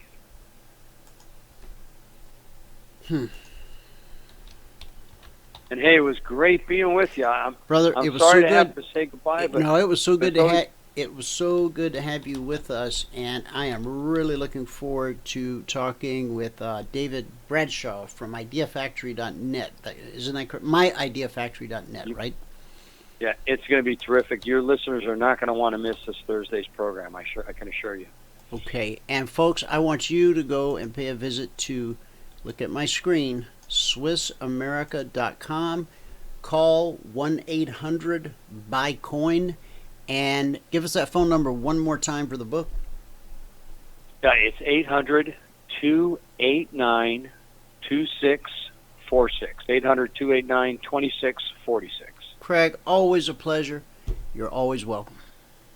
Thanks, Dwayne. Good being with you. Thank you. Bye now. Have a great day. All right, guys. That's what I'm talking about. That's radio. All right. We got a lot of ground to cover here. So let's get cracking. Now, check out myideafactory.net. The man behind that site, David Bradshaw, is going to be with us on Thursday at 1 o'clock. And we're going to talk about God, the Bible, money, the shack. It's going to be a great show. Absolutely great. Now, we can go one of two ways. I'm going to go this way. Yesterday I said, do you believe this? And I gave you the scripture, I am the resurrection and the life. Everyone who believes in me will never die. Do you believe this? John 11:25 through 26. Today, as I load up my notes, we're going to talk about developing an overcoming attitude. How many of us, especially traders, we don't need anybody to trash talk us because we sit at our desk all day and that little tape running through, you're always thinking about something. You can trash talk yourself if you want to. The conscious mind, or the human mind, as powerful as it is, can only hold one image up on the screen at a time. Paul, 2,000 years ago, wrote about this. He says, those thoughts, take them captive. So, as these thoughts come, as these visions, as these ideas of what a piece of you might be, take them captive. And don't just leave dead air, because that screen will not stay blank. See God's words up on that screen in your mind that says you are more than a conqueror. 1 John 4:4 says, he who is in you is greater than he who is in the world. Take that to the bank. The disappointments of life can cause you to see nothing but negativity in your future. You express hopelessness, belittle your own abilities, you refuse to take any risk, you say no to every personal growth opportunity that comes your way, and then you complain about the unfairness of life and say that nothing you do will make a difference in any particular circumstance. Do you recognize any of these attitudes that I just mentioned in yourself? Well, if you don't, you should stop lying, because it's one of the big 10. Thou shalt not lie. I got good news for you. Dr. Paul Meyer, a Christian psychiatrist, said this: attitudes are nothing more than habits of thought, and habits can be acquired. An action repeated becomes an attitude realized. That means with practice, you can develop an overcoming attitude. Remember, we are more than overcomers. Here's how. Be honest about your quest to conquer pessimism. Now, this is a tough one. And so you're going to have to roll up your sleeves here. Give someone in your life, someone that you trust, someone that you respect, the permission to point out when you're being negative. Somebody who will call you on your own stuff. Number 2, limit your exposure to negative input. There's a book, famous book, I forget the name of it. It's very popular. And bottom line, it is, you will become the sum total of the 5 people you spend the most time with. Now, why it's 5 and not 4, not 6, I don't know. I didn't write the book. But in other words, we're like a human sponge. We soak it up. And so, if you hang around people who talk filthy, pretty soon you're going to be talking filthy. If you hang around people that smoke pot, pretty soon you're going to take a puff. If you keep going to the barbershop, pretty soon you're going to get a haircut. All right? Limit yourself to negative input. Since you become like the company you keep, look for people who fortify your faith and not feed your fears. Walk with the wise and become wise. Proverbs 13:20. Number 3, volunteer to serve others who are less fortunate. Serving creates positive feelings and gives you a sense of value. It's also the right thing to do. If you ask one of my kids, why do you always do the right thing? Their answer is going to be simple. Because it's right. Number 4, look for the good in every situation and always express faith that it's there. U.S. President Harry Truman said, "A pessimist is one who makes difficulties of his opportunities, and an optimist is one who makes opportunities of his difficulties." I know you're trying to write that down, so I'll say it again. A pessimist is one who makes difficulties of his opportunities, and an optimist is one who makes opportunities of his difficulties. See, some people can't figure out if they're a half glass full or a half glass empty kind of guy or gal. Well, at least you got the battle halfway won, because some people see it as a styrofoam cup. Get up, get out, get going, get better.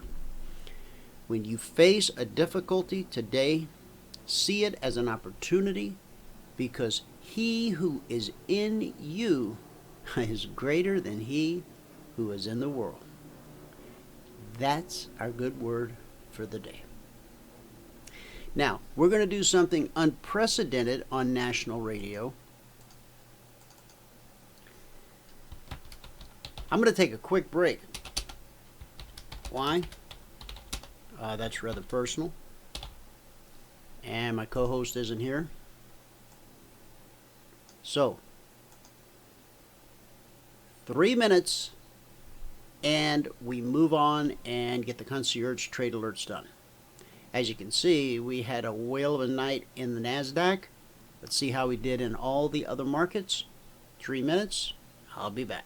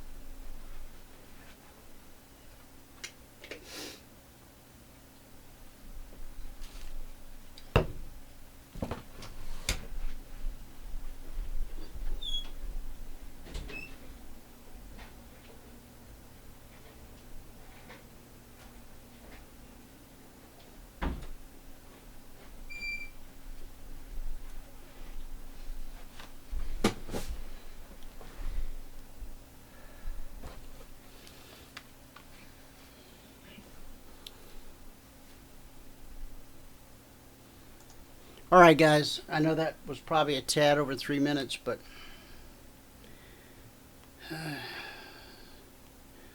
let me just extend my most sincere apology. How about that? Okay. All right. We'll get down to business. Lickety split. Okay. So, what a great interview with Craig. Craig, I know you're in your meeting, but thank you so much for being with us today. Look forward to having you back. Got to get him and Wayne Jett together one day. That would be awesome. And on Thursday, we have David Bradshaw coming up from myideafactory.net. Check out his site prior to Thursday, so you'll have some great questions for him. Okay? Perfect. Now, I think we finished our list here. We finished our good word for the day. Oh, nope, there was...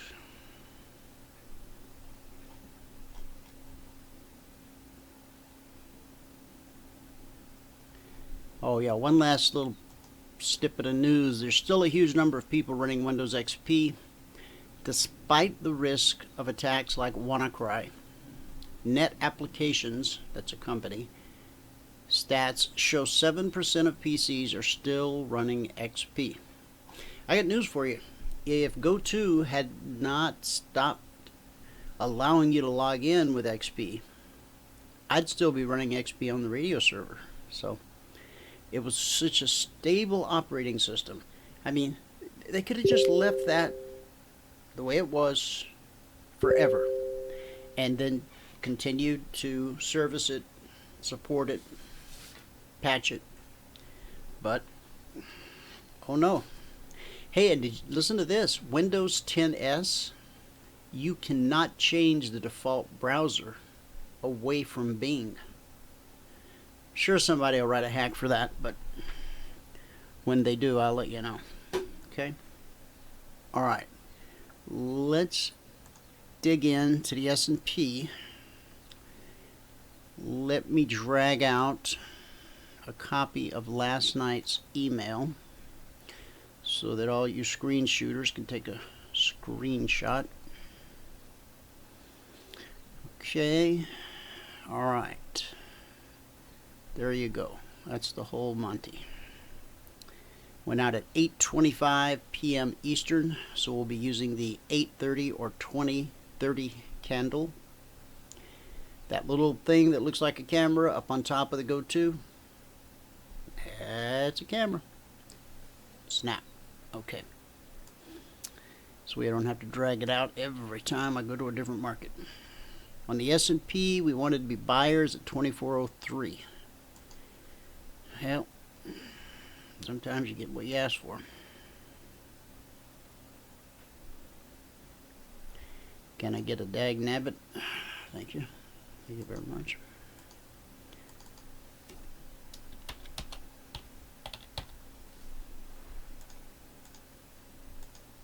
It would have been so easy to just gloss right over that. But then that wouldn't be the truth about trading, now would it? We made it up to 20.04.5, so it's 1.5. It's enough to wet your beak, and that's about it. Okay. On the short side, we were looking to be sellers at 92. We never got triggered. Such is the life. But we did go zone to zone. See, there's weakness. There's buying strength here. We got through it this morning. Now remember, these are last week's zones. But that buying strength that came in here, take a look. Here, it's showing up again.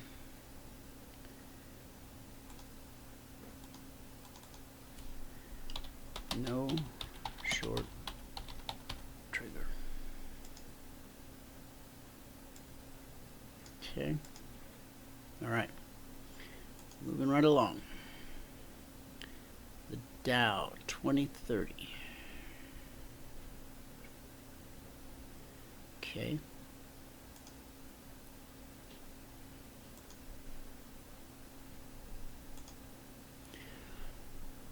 We wanted to be buyers at 970. Well, we got a little something.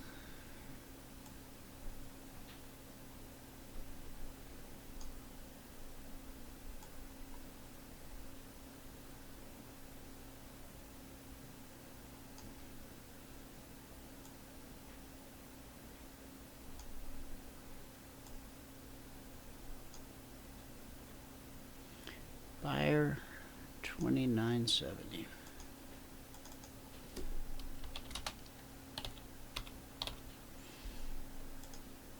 Okay. Swing high 895. What? 995. Sorry. So that's 25 points. Now, we never get out at the swing high or swing low. Why? Because we're trailer stop. And or trade to a fixed target. Either way, you're going to almost always leave a little something on the table. Do we fret over that? Nope. It's just part of our business plan. Okay? So, market made 25 points available to the upside. On the sell side, given the chance, we wanted to sell 905. Looks like we got our wish. Be careful what you wish for, right? 209.05.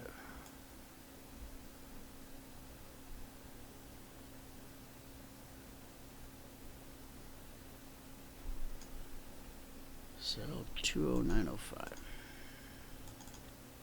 That line somehow looks crooked. Must be an optical illusion.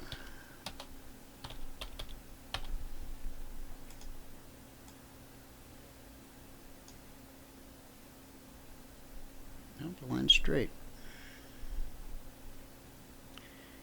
Okay, so we went down to 894. So that's 6 and 5. Oh man, 11 points. The Dow doesn't do ticks, only points, but those points are only worth $5 a piece. S&P points, which contain 4 ticks. Each tick is $12.50. 4 ticks to a point, $50 per point. Okay. Now, I wrote a dissertation last night on the difference between investing in the Spider or trading the S&P E-mini. If you haven't read that, I should give you the link right now. Because if I say read, and it may go front page at Seeking Alpha, I'm not sure yet. It's in the editor's office right now. Okay, I just sent the link to everybody. Let's do beans. All the cool kids are doing 2030 right there.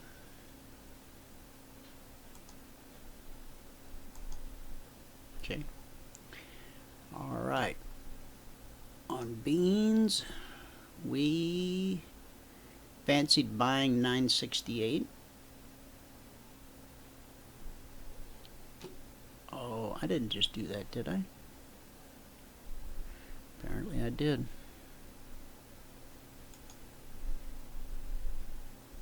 Man. I gotta reopen that whole thing. I accidentally closed the dingus. Just take a second.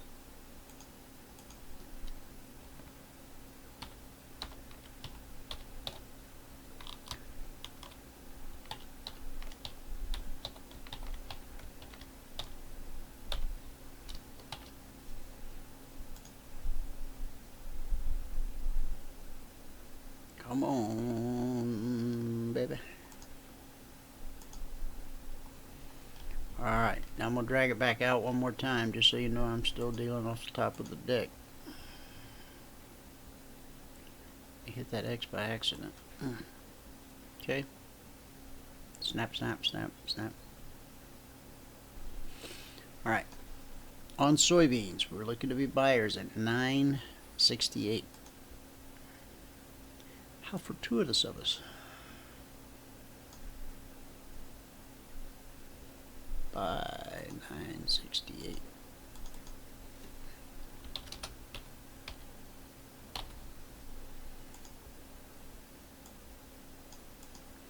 Swing high, 971.50. That's 3.5.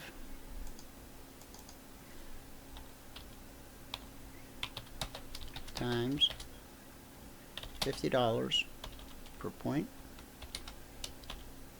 per contract. Is there enough volume in soybeans to support somebody who has earned the right to trade a significant number of contracts? Just because you made money in another business or inherited some money does not mean you've earned the right to trade 10 contracts. Okay? Please don't ever make that mistake. I already made it for you. I made a ton of money in my previous business, and so when I came into the world of trading futures, after I left the world of investments, of trading stocks, you know, I thought I could walk on water, and I damn near drowned. So, there you go. Okay, on the candle that triggered, we had, on that 30 minutes, we had over 1,000 contracts. The next 30 minutes, we had 800 contracts. And then in the next 30 minutes, we had 9,155 contracts. So can you trade 10 contracts in this market during regular trading hours? You better believe you can. Price gets back below the trigger, leaves this wonderful little tail. Park your stop, take a ride. From 968 up to 77. We'll call it 9. Why don't we do this? Why don't we call it $450 per contract available. 9 points. I think it was 9 1/4 times $50 per point. $450 per contract available. Plenty of volume. Did you get out at the swing high? I don't think so. Send me a picture if you did. Might you be getting out right now as it's pulling back? I would hope so. See, this thing ran up 450. If you get out with 250, 300, you're a rock star. And I mean that. Bonds, okay. Might even got some two-sided action on the bonds.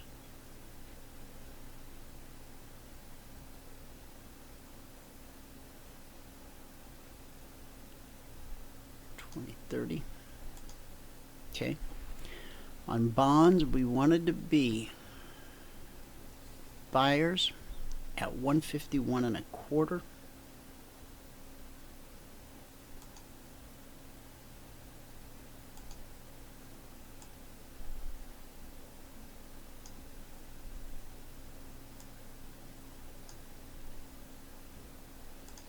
Let me roll that down so I can see what I'm doing here. Oh, a little too far.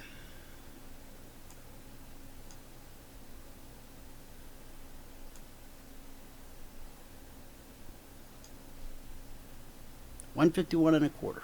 All right.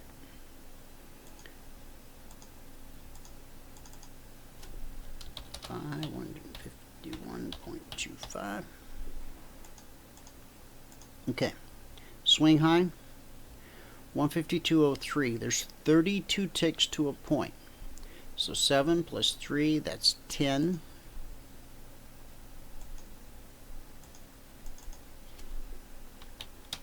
Times 31.25 per tick.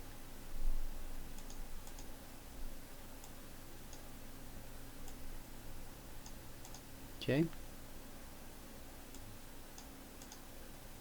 Need I say,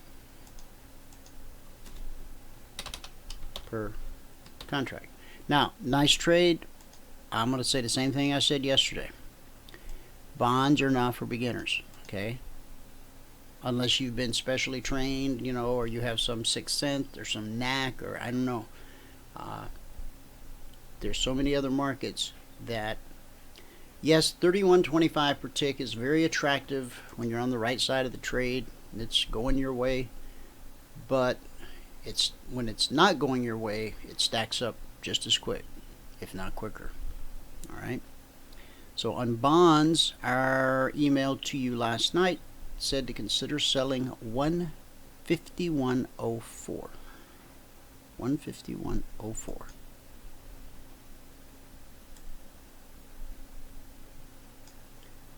That's going to put us right there. Straighten this up. Sell 151.04. Two-sided action.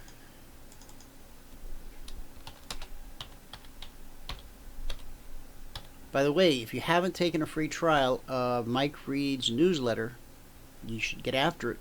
CFRN.net/TradeStalker, one word. Okay? And then if you got questions, email him, mike@tradestalker.com. Okay, the swing low here was 150.30. So we got 2 and 4, that's 6 ticks.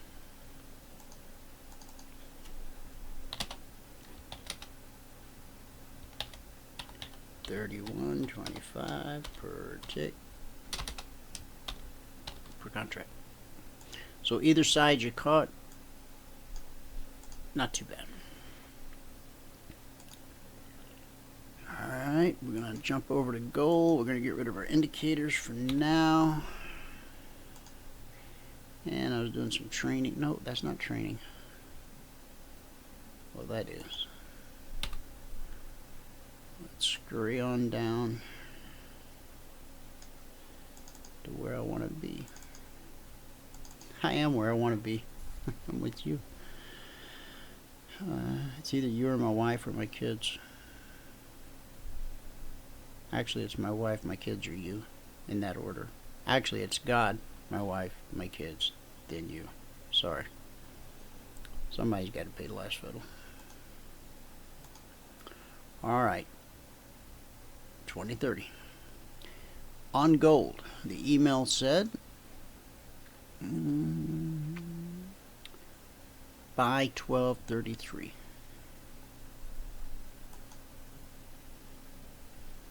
I love it when that happens. Except it's going to cost us.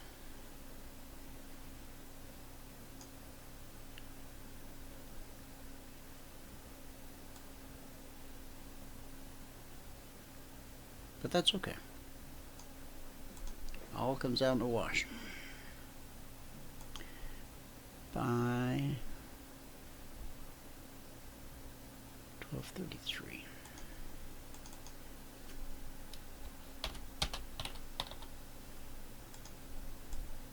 Okay. First swing high came in. We'll put it here. It's $200 per contract available.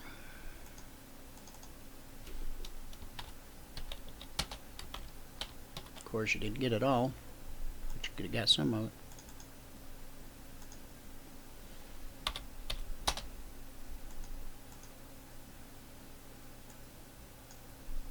Okay, we get back below the trigger, up we go again, this time for $230 per contract.